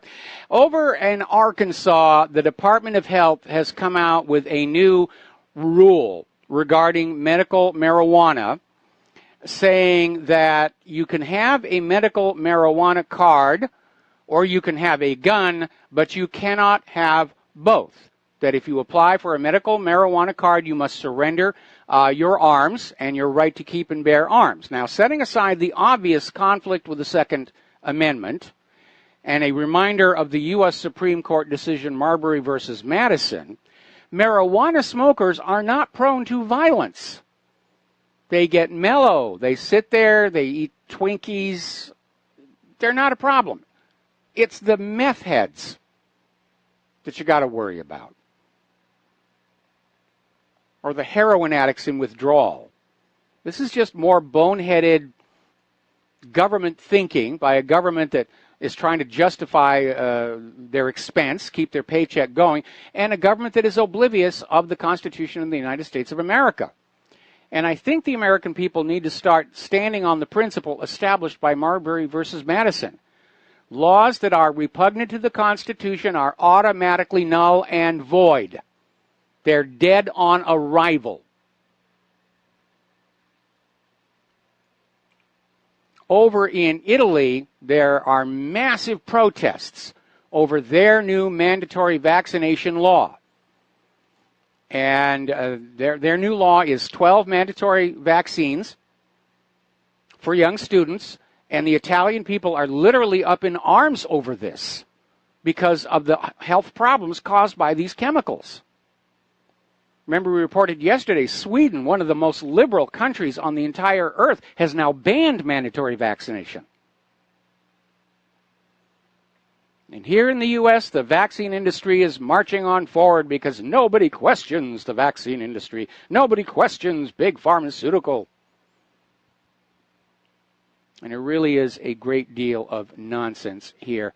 Now, as you know, we have been on the warpath against the prescription antidepressants because of the very serious side effects and bad reactions a lot of people seem to have to them. So it was rather interesting to find this article over in Natural News, where they just did a nutritional study at Lamar College of Medicine at the University of Vermont and was published in PLOS One, finds that just 248 milligrams of magnesium per day is more effective against depression than prescription antidepressant drugs. And I'm sure the big pharmaceutical companies are coming on out there and saying, oh, no, you can't tell anybody. Don't report on this. They have to buy our prescription antidepressant drug. Do you realize how many common ailments can be treated with things like alkaline water and just making sure you have all your vitamins and minerals? But they don't want you to know about that. They want to get you on that medical industrial complex treadmill to grind as much wealth out of you as they possibly can. Because as soon as Richard Nixon signed that Health Maintenance Organization bill, medicine went from being about health and wellness to just another money-making racket. Okay, we got to take a break here for station identification. We're going to be back here with the lovely Lady Claire after these few words. And aloha, America. Welcome back to our show here, hour number 3. And for those of you watching on BAM User TV, this gorgeous creature sitting next to me is the lovely Lady Claire, who joins us on Friday afternoons with her unique perspective on the world. So what is the first thing that you've got to talk about today? Well, the first thing that is annoying me greatly, apparently in Bahrain, Bahraini inmates who are seeking medical attention punished with torture and solitary confinement. Now, this is coming from a Bahraini human rights group, and says that detainees being held at a detention center in the tiny Persian Gulf Kingdom will be punished by solitary confinement and torture in case they seek medical attention from prison authorities. In other words, the floggings will continue until morale improves. Yeah, it's the Duraz youth movement, and announced on Friday that the people at Dry Dock Detention Center, the inmates, will have that happen. And the movement noted that the practice had been drawn up by one of the prison's senior figures, identified as Ahmad al-Ahmadi. And they're also very concerned about the health situation of Ali Majed Rabea and Hussein Mahdi Qassem, stressing that the pair does face serious health risks after continually being denied proper medical care. Well, there's a larger concern than that. Yeah. What if one of these prisoners comes down with something highly contagious? It's walked in with one of the security guards or one of the prison visitors, and they start saying, I'm feeling ill, and they basically get tortured and thrown back into the general population. They could wind up literally triggering an out-of-control epidemic that is not going to stay within those prison walls. Oh, no, it won't, as we've seen in Yemen. And what the Al Khalifa monarchy is doing to these political prisoners, at least from my perspective, Mike, is tantamount to committing war crimes. But of course, neither the U.S. nor the UK's government will ever confront the monarchy with this because of the tactical importance of their naval bases. Well, it doesn't qualify as a war crime because there isn't a war going on. But it definitely would qualify as a crime against humanity, against their own population. Yeah, yes, definitely. I'd like to go back to the Al-Aqsa Mosque rallies. And this is getting about as serious as a heart attack. At least 4 people have lost their lives during the clashes. And tensions remain very, very high. And 2 people were shot by settlers. There was a little boy who wound up succumbing to gas poisoning that was being used. And there is another very recent development. Muhammad Abbas has completely cut off all relations with the Israeli government. That just happened. Okay. As a result of this, oh man, this is going to get ugly. Well, unfortunately, I don't know if you were listening to the program earlier, but one of the opinions coming on out is that Israel is getting ready to make a move to simply seize control of the entire Temple Mount. They'll knock down Al-Aqsa and start building their third temple. That will ignite the entire region. Oh, yeah. In a war. Yeah, absolutely. And we're also noticing with Israel that there is a dramatic increase in Israel's arrest of Palestinian kids. They're abused, deprived of food, they're beaten and denied legal counsel. And between January and May of this year, 331 Palestinian minors were arrested, a 62% increase on figures from 2012 to 2015, the NGO Defense for Children International revealed yesterday. And this is according to a report released by the human rights group Israeli forces regularly abuse these kids. They deprive them of food, subject them to beatings, and prevent them from accessing legal counsel. And when they sign confessions, the confessions are in Hebrew. They're not even in a language these kids understand at all, which would be Arabic. No, but it's useful for the propaganda to go on with the Palestinians are monsters. And again, one of the stories we covered earlier is one of Israel's top rabbis are out there saying that killing Palestinians will bring the Jews closer to God, and it's their religious duty. And so it's really just wide open. And I think the reason for all of these young people being arrested for not doing anything, they're forced to sign a confession. They're beaten, they're starved, and then they're thrown back into the general population so that they'll say, it's a campaign of terror. The Israelis are terrorizing the Palestinians, trying to reach a point where the Palestinians will leave, except the Palestinians have nowhere to go. The other countries, their Palestinian refugee camps are already overflowing.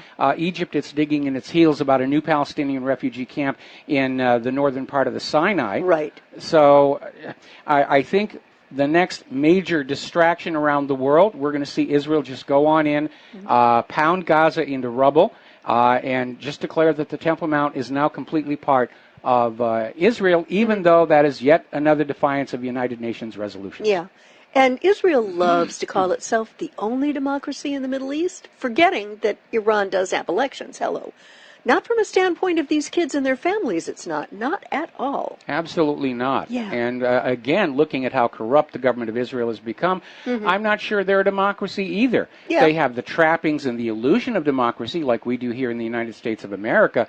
But as our election last year showed, most of our elections are completely fraudulent.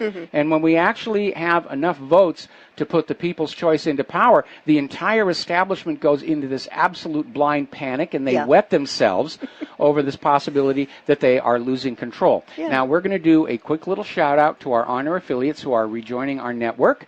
And what is your next story?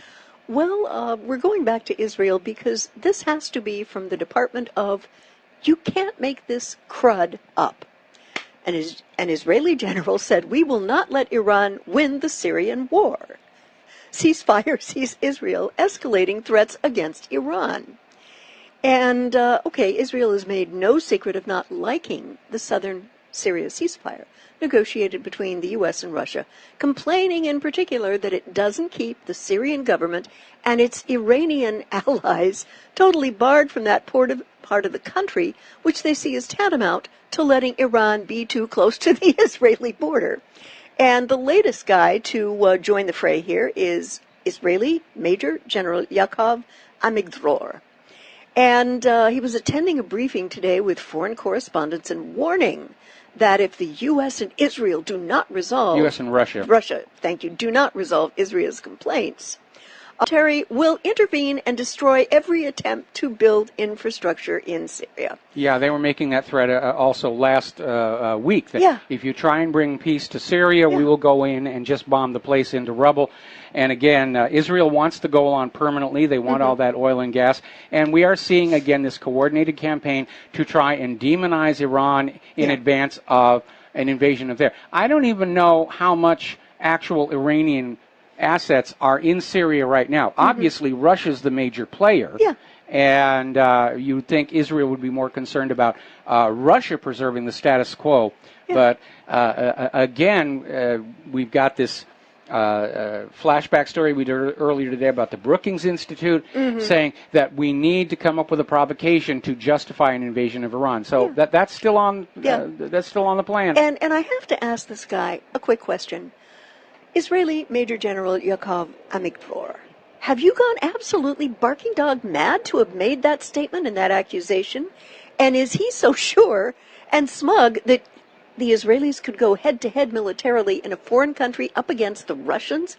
I don't think Russia's going to allow this madness. No, they aren't, but Israel's counting on the United States to come on in and deal with those gosh darn Ruskies. And apparently he also didn't get the memo that China is going to have a significant role to play in rebuilding of Syria's infrastructure to enhance their Silk Road concept. Absolutely. And, of course, that is angering the United States because the United States wanted to go on in and loan Syria the money at interest to rebuild the infrastructure and bring it into their sphere of influence. Yeah, it appears to me, Mike, that this gentleman has not really thought this through to its logical conclusion somehow. No, what it is their logical conclusion is we want war on Iran, we want to take the Golan, and they're just trying to come up with a sales pitch. This is the sales brochure to the public to get the public to say, oh, well, I guess it's okay. Except they're not getting a lot of traction with that.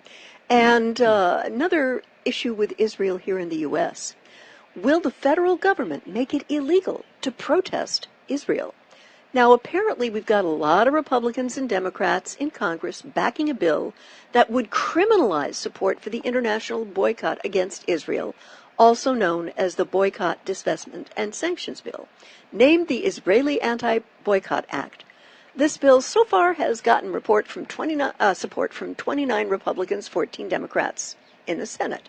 A similar piece of legislation introduced in the House has 237 co-sponsors, 63 Democrats and 174 Republicans, with the intent to suppress the BDS movement and with others aligned with the boycott against Israel. The Israel Anti-Boycott Act imposes very harsh punishments. Any person convicted of violating the law faces a minimum civil penalty of $250,000 and a maximum criminal penalty of $1 million and 20 years in prison. Now, all of this, of course, is a complete violation of the First Amendment right to freedom of speech, which says we can criticize the actions of a government, any government, anywhere on earth. Now, there actually is already a law that makes it a crime for American businesses to boycott Israel. Now what they want to do is simply to say that you can't even say that you support the boycott movement. And again, that's a dictatorship. We have all these members of Congress who are willing to betray the Constitution and the Bill of Rights to serve their masters in Tel Aviv. Yeah. And when telling the truth about Israel's treatment of the Palestinians and why the BDS movement is critical to stopping that behavior, because it is the only language the Israeli government understands, folks, because it is economic in nature. It's the money. Yeah. They're interfering with our money. They're getting in the way of our profit. And if this is passed, the unhinged, surveilled states of America will have truly fallen off a cliff on its very own 1984 moment. Okay, well, sooner or later somebody is going to, if this passes and if Trump signs it, and I'd be very disappointed if he did, at some point they will try and charge somebody with this thing, and we're going to all have to pull together with a crowd-funded legal defense fund to take this all the way to the Supreme Court and challenge it on First Amendment grounds. This is clearly a classic case of the Congress betraying the core principles of the United States of America to please their foreign masters. And I think anybody who doubts that we have a Vichy government in Washington, D.C., that is puppet rulers who are controlling us on behalf of a foreign government, this is going to tell you right now what's going on here. Yeah. And if it does pass, I will not say anything about the movement, but I will continue to logically and peacefully document the horrors the Palestinian people continually have to suffer at the hands of their Israeli occupiers, because someone has to witness to it in a logical, peaceful, and honest manner. I'd like to sort of move over to India now, and this comes to us from Sputnik News, and there was just something weird about the way the headline was written. Anyway, they say Indian police to use chili punch to tame hostile crowds in Kashmir. I think it's a mistranslation of pepper spray. Yeah, capsicum gel. Yes, it's the same thing and we got for security. They're going to use them to disperse mobs in the state of Jammu and Kashmir. And apparently there have been a lot of stone-throwing protests in this area. And it's because, I think, human rights organizations were making a big thing about the fact that they were using pellets which were making people blind before they were using the capsaicin. And I have to say that the Indian government is using this type of weaponry against its own people. Well, so does the U.S., but yeah, look what they did in Waco. I mean, they gassed the church full of women and children to death with a poison gas that's illegal to use in war. Right, and particularly in the case of Kashmir, there are reasons these protesters are angry, and it's because of the long-promised referendum in order to give Kashmiris a chance to decide for themselves to become independent, stay with India, or become part of Pakistan, which has been completely suppressed by the Indian government. And I have a word for the Indian government. You are hailed as one of the most diverse, intense, and dramatic democracies on the face of this earth. Please start acting like one and hold the darn referendum. Yeah, because, I mean, let's be honest, there just isn't that much in that part of the world that's worth fighting over. No. This is all about, this is our line on the map, and that's our line on the map. And, guys, you know, look at it from a cost-benefit situation. You're pouring all this money and violence and bloodshed into something, and there just isn't that much there that's worth fighting over. We're going to grab ourselves a phone call. John in Phoenix, aloha. Welcome to the show. What's on your mind? Hey, Mike. How you doing? Doing okay.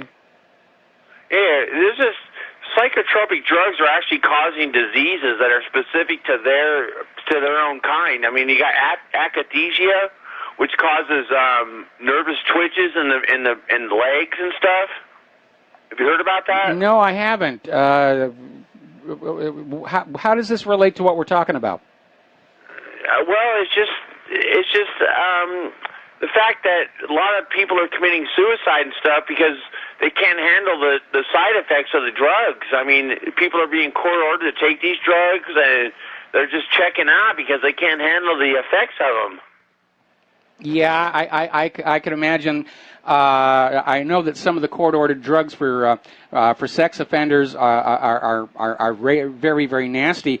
I remember when they first decided they were going to start treating heroin addiction with methadone, and it turned out the methadone was even worse than the heroin in terms of being able to get off of it. They were saying that people are actually more effective on methadone than they are, on heroin than they are on methadone. They can hold down their jobs and stuff better. Yeah. It's just another boneheaded decision. The government has to act like they're doing something. They create a crisis. Oh my goodness, heroin addiction is out of control, and then they get a lot of money and a lot of votes, and they say, well, we have to do something about it. What are we going to do? Well, let's just substitute one brain-wrecking chemical for the other one, and it just goes back and forth. And it has a lot to do with why this country is as messed up as it is, because people in positions of power, whether government or corporate, they've lost sight of what their original mission was supposed to be. And now it's just, grabbing money and power today and looking like you're busy and justifying your paycheck. And they really have lost sight of their original mission. Anyway, thanks. Well, look up akathisia. Look up akathisia on the internet. Akathisia, AKATHISEAIA. All right. Thank you very much for the phone call. We'll take a look at that a little bit later. What is your next story?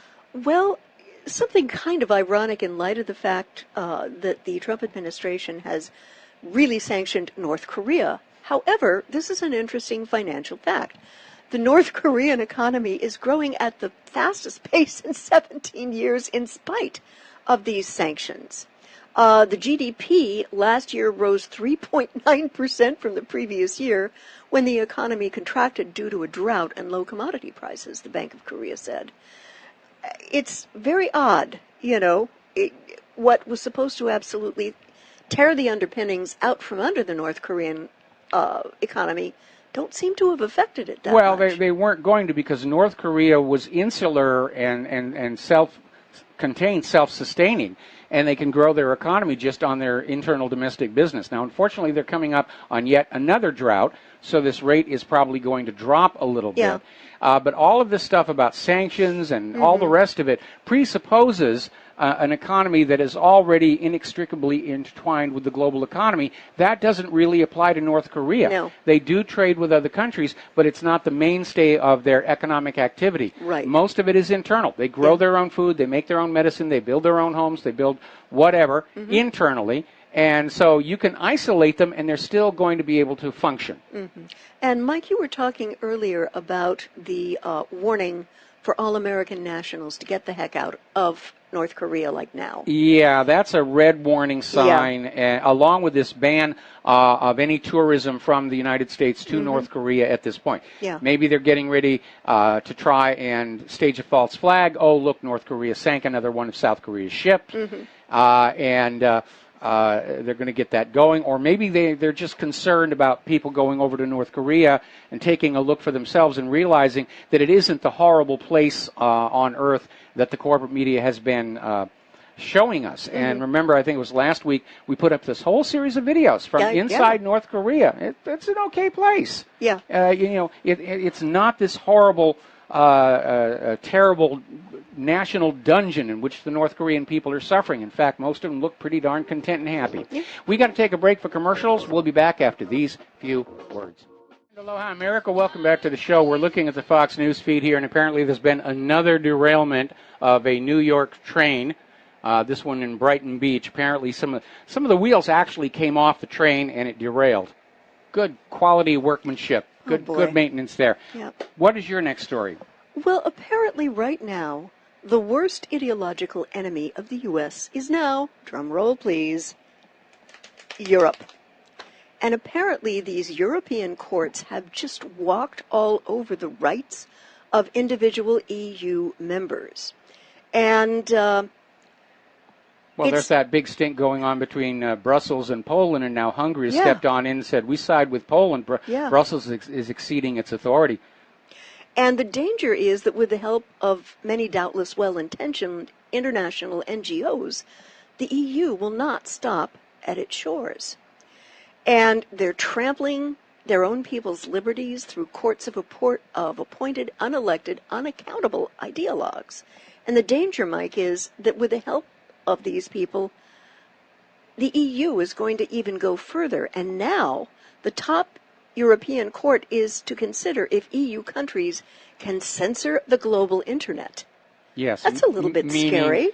Not just within the EU. Yeah, but the entire world. The EU says, we don't like what reallyhappened.com is saying about Brussels, therefore you will shut them down. Now, we're seeing more and more of this kind of heavy-handed censorship, and it's actually now out in the open. Yeah. And it reminds me of that coffee mug we have for sale in the online store. The fastest way to bring down a dictatorship is to force them to act like one where everybody can see it. We're now at that stage. Yeah. But at this point, I honestly do not think the European Union will be intact come Christmas time. Between the Brexit, the economic predations of the ECB, the infighting between Brussels and these various other countries, many of whom are already talking about their own exits, and the problems with the open borders refugee crisis, I really do think the EU is starting to come apart. Yeah, it looks as though it is starting to come apart, and the member countries are not getting the benefit that they thought they would. No, they weren't. It was turned into another racket to make a few individuals very wealthy and powerful. And at this point, I'm in agreement with those who are saying the European Union is a union in name only. Yeah. Next, I'd like to go over to Turkey and Syria, because Turkey appears to be poised to invade Syria's Idlib province as inter-jihadist violence rages. And there are a couple of Salafi jihadi factions in Syria's Idlib province that have been engaged in a brutal inter-rebel, or rather inter-jihadist war this week, prompting Turkey to prepare for a potential invasion to protect its favored factions on the ground. Well, see, all of this is coming out of al-Baghdadi's being killed. It's like the power vacuum at the top. Yeah. And so these various terror groups are fighting amongst themselves, which I think is a good thing, to see who's really going to be in control. The wild card here now is Trump has ordered the CIA to stop all support for the U.S.-backed rebels. On the assumption that the CIA actually carries out this order, that is going to cause many of these groups to simply evaporate because most of them are mercenaries anyway. And if they're not going to get a paycheck, they're just going to pack up and go on home. Or to some other place that does have a paycheck. Yes, true. Yeah. And it looks, unfortunately, like the tragedy which has been Syria the last half decade appears to show no signs of ending anytime soon, and I'm hopeful, Mike. The Russians seem to be having a little more influence over Turkey, and I'm hoping that the Russians will hold sway and influence Turkey away from even the concept of this invasion. I think they're going to be able to have quite a bit of influence because Turkey itself is clearly starting to pivot away from Europe and the United States and pivot toward Russia and China. Yeah. And in the global geopolitical context, the United States is clearly losing this campaign, this agenda, because everything that they do is just driving more and more countries out of the Western sphere of influence and into the Russian, Chinese, Iranian sphere of influence. Yeah, into the BRICS influence, really. Yes. Yeah, definitely. There was an article, again, from Zero Hedge, which I encourage people to take a look at. Oh, we got to take another break? Oh, we do, and then we'll get back to this after. And aloha, America. Welcome back to the show. And before we get back to Claire's news, we were just watching during the break, Fox News is showing video from the Temple Mount. And it is a massive, massive confrontation between the Palestinians, the Muslim worshippers, the settlers from the illegal settlements, and the IDF, and the tear gas is just all over the place. And again, I think Netanyahu is fanning this up, at least in part, to distract from his corruption trial regarding the German submarine deal, because certainly that's getting no mention anywhere in the corporate media right now. No. Definitely and again, not. if this situation spirals out of control, Israel may simply say, all right, we're going to take control of the Temple Mount, because obviously the Palestinian Authority, or whoever's supposed to be in charge of it now, isn't doing a very good job, and that in turn will ignite a regional war. Yeah. Yeah, you know, I almost think it would be nice if we had like this giant alien spaceship fly in over the entire planet Earth right now and dump a bucket of ice water on everybody and say, calm down. I think that would be a reasonable thing for them to do right now. Yes, it would be. You're keeping us all awake at night with all this nonsense here. You know, where's Klaatu when you need him? I hear you, dear. And speaking of nonsense, the Hawaii Emergency Management Agency, the HAMA, is kicking off an educational campaign aimed at helping residents and visitors figure out what to do if the state is the target of a nuclear missile attack from North Korea. It's a little tiny island. There really isn't all that much you can do. You know, no. Sit down, put your head between your knees, and kiss your butt goodbye. Vern Miyagi, the administrator of the Emergency Management Agency, stressed that the public shouldn't be alarmed by the planning. Rather, he said, the public should see the preparation and education much like the work being done to prepare the public for a hurricane or tsunami, which pose a greater risk to the state. And he said, we need to tell the public what the state is doing. We don't want to cause any undue stress for the public. However, we have a responsibility to plan for all hazards. Now, Vern... I remember how well they planned for Hurricane Iniki out on Kauai. Oh, okay. Vern, a word, please. And we live here. We have for the last 20 years. If the state of Hawaii handles a potential missile attack as well as it handled the absolute flustercluck of its light rail program, then citizens of the state of Hawaii are truly on their own. So what people here need to do, get educated. This means long-term storable food, long-term storable water, extra meds for yourselves and your pets. Have a bug-out plan if you are separated from the family, and understand tactically where you will be the safest. A place for you to ride out the attack in relative comfort. Now, Mike, on Piano Point. Piano Point? Okay.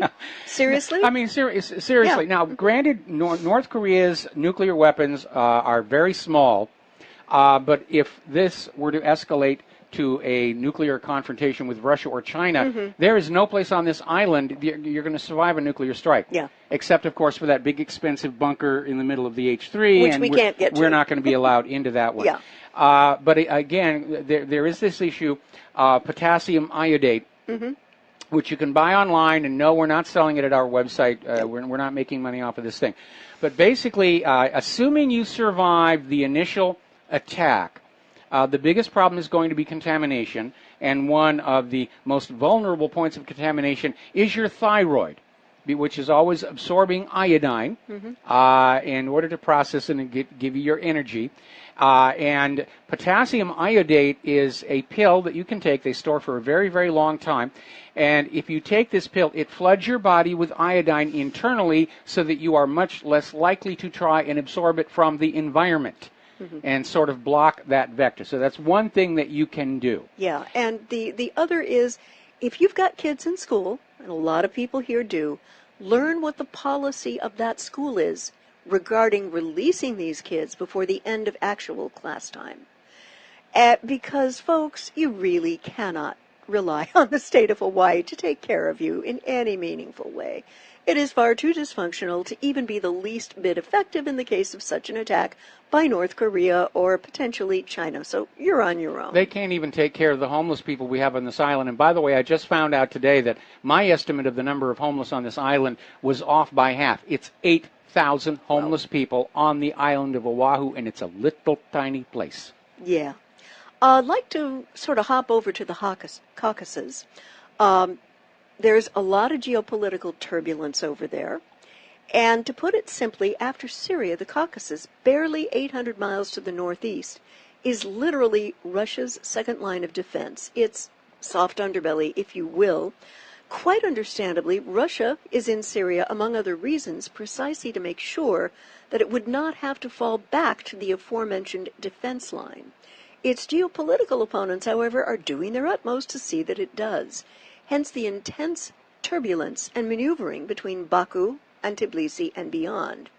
And what they've done is the U.S. has placed an American military base in Georgia, right close to Russia's border. Oh, well, we have to contain the Russian aggression because Russian tanks are on the northern side of that border with Canada and Russian half-tracks are on the south side of the border with Mexico. There's a Russian fleet of submarines in the Gulf of Mexico. Right. And, we know who the aggressor here is. And, by the way, in this context, you need to understand, we don't know how many bases the U.S. has or is building. Right. Remember, that was the revelation that came on out when Turkey outed these previously unknown U.S. bases inside Syria. Yeah. And there's been all this talk about the building of a new U.S. Navy base right on that island at the mouth of the Gulf. Yes. Okay.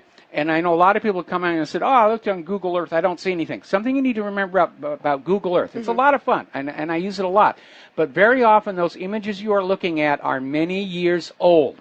It's not real time, it is not up to date, and certainly in the case of concealing military facilities, Google cooperates with the U.S. government in using an older picture that doesn't show where there's new construction going on.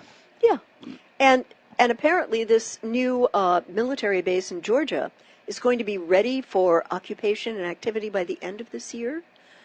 And with all of the encirclement that NATO has done around Russia in these various Eastern European countries, Estonia, Lithuania, Latvia, etc., I think we're looking at some sort of military campaign, Mike, give or take, because it's middle of July, going toward the end of July. I think we're looking at some sort of major attack against Russia by NATO toward the end of this year, beginning of next. Big mistake. Yeah, you know. Big mistake. Yeah, definitely. And there was another article from Global Research that I really felt hit the crux. There is a crisis of trust in government and in globalization because it's been hurting people. Yes. You know, the massive immigration that's been caused by it, people are fearful, and fear factor politics has become endemic. And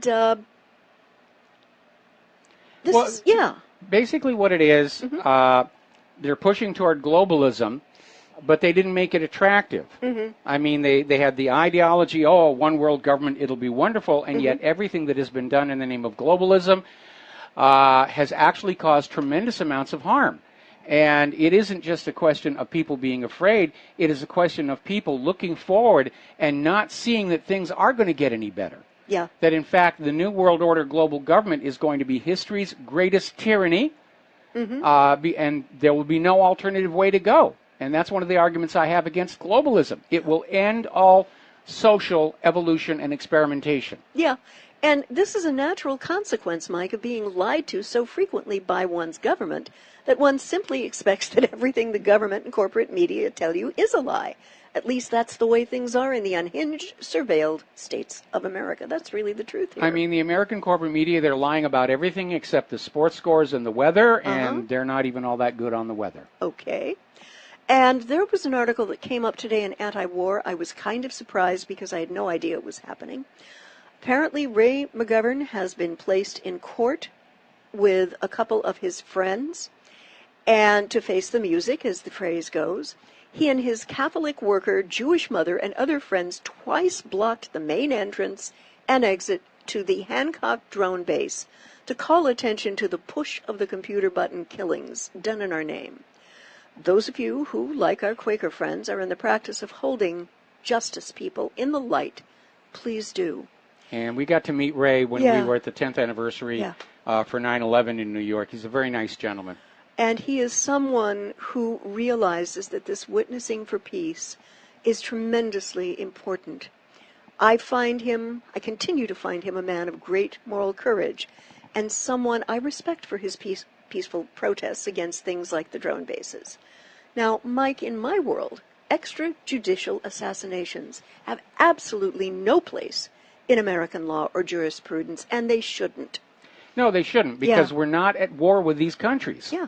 The U.S. government is simply flying these drones into other countries and killing people just to prove that it can. It's a terror campaign. They're using these drones the same way that Adolf Hitler used the V-1 buzz bomb and the V-2 ballistic missile to basically terrorize these populations into pressuring their government to conform to U.S. expectations. Yeah. And very often the people that they're targeting, it's not known for a fact that they've ever done anything wrong. In fact, a lot of the targets are picked by profiling. Yeah. And I've mentioned before this horrible tragedy where they were out there saying that anybody who was taller than average was assumed to be a fighter for one of the terror groups. And so they're looking through the drone camera and they're seeing this crowd crossing the street, and there's one very tall individual, and they figured, okay, that's got to be the fighter. And they struck the target, and it turned out to be a teacher and his students on a field trip. And they just shredded these people and scattered them across the block. And then they turn around and say that these people only hate us for our freedoms. Yeah, and what these drone strikes appear to ultimately accomplish is create more radicalization in the countries where they are used, which translates into a permanent state of warfare, which always makes the U.S.'s military-industrial complex happy. Yes. Yeah. I have a great deal of respect for this guy. Yeah, my respect for him just went up. Yeah, yeah. This came also from antiwar.com. Our relationship with Saudi Arabia is an embarrassment. When this kid was 17, 5 years ago, Muttaba al-Spekat committed the crime of participating in a pro-democracy rally in Saudi Arabia. So instead of attending Western Michigan University, as he had planned to do that fall, he was put into prison. Reports are now leaking out of Saudi Arabia that al-Spekat will soon be beheaded for his transgression. And it's just the latest reminder that Saudi Arabia is America's worst best friend. Second worst best friend. Israel has that number one yes, slot. You're right. I stand corrected. All right. The U.S. does get something out of its relationship with Saudi Arabia. Intelligence sharing. The kingdom has used its power over OPEC to drive oil prices down when we wanted to humiliate Russia or accomplish some other goal. That's not nothing. And I have to tell you where I am, Mike, in this. As a citizen of a country colluding with Saudi Arabia in its commission of war crimes in Yemen, I am very deeply troubled by the U.S.'s and the President's BFF relationship to the Saudi monarchy and the Saudi government. And I set out some images today. Now, most of the people listening understand I am a Christian.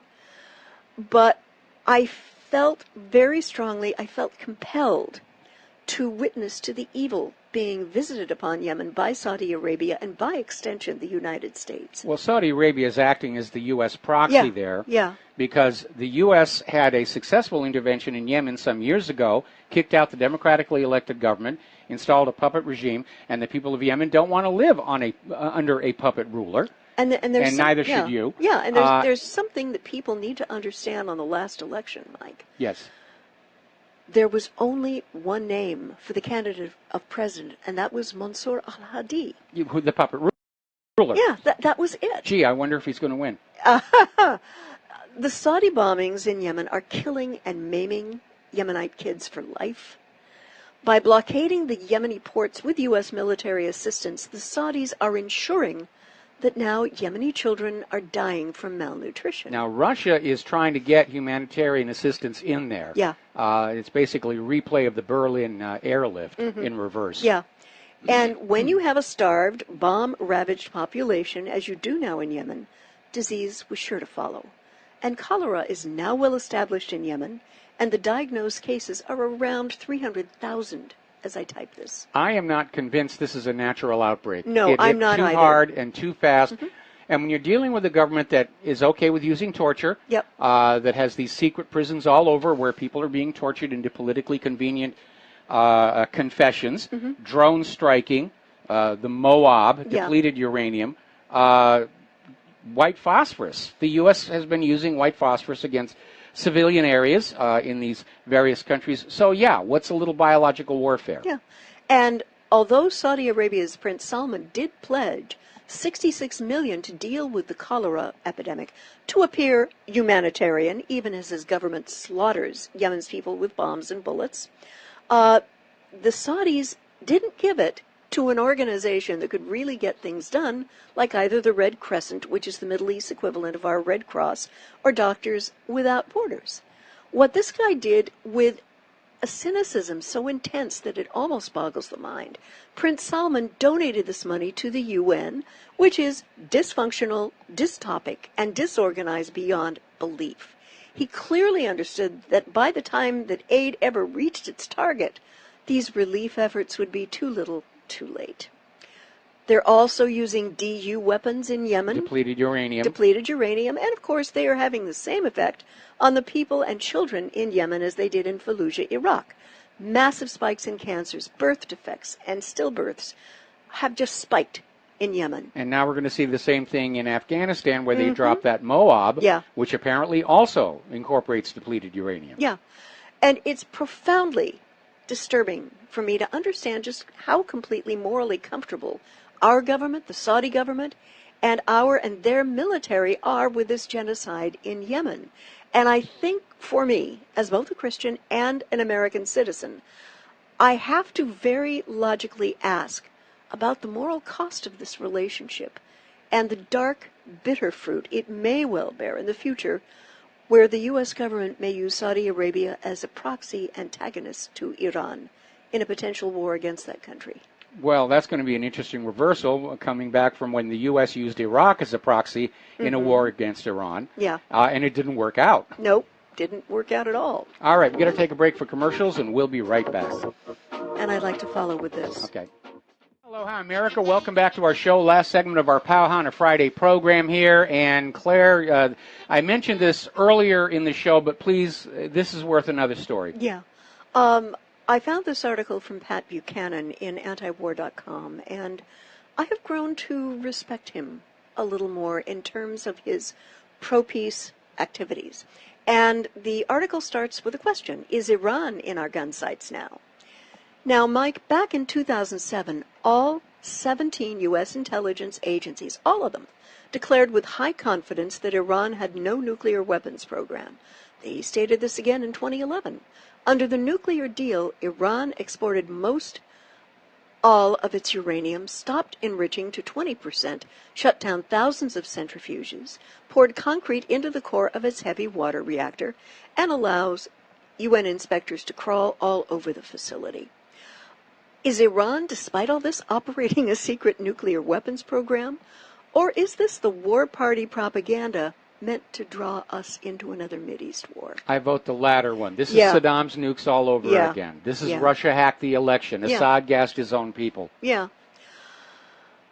And the way I respond to this is simply to say, just because the creation of yet another war in the Middle East would be the most ham-fistedly, pig-headedly stupid thing the unhinged surveilled states of America could do right now, is absolutely no guarantee that it won't haul off and do it. Well, again, you need to understand the goal of these wars is to drag the world back to Bretton Woods and that post-World War II world where everybody had to go through the U.S. dollar for cross-border trade and banking, off of which the U.S. economic system made a huge profit. Yeah. And that is really the goal. They're literally murdering millions of people in this argument over whose brand of ink and paper we're supposed to be using for commerce.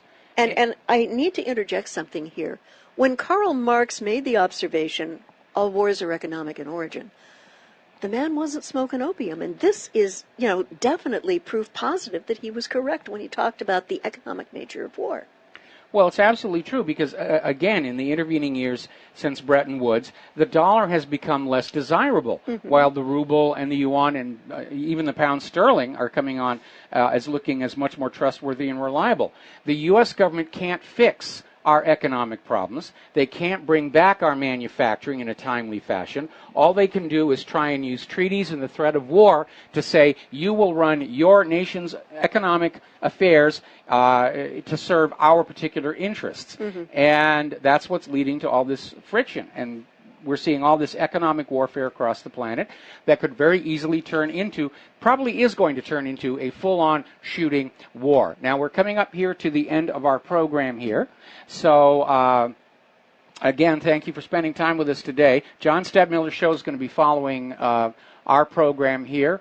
So stay tuned for that. There's a lot of good things coming on from that. And be a 7-day awareist.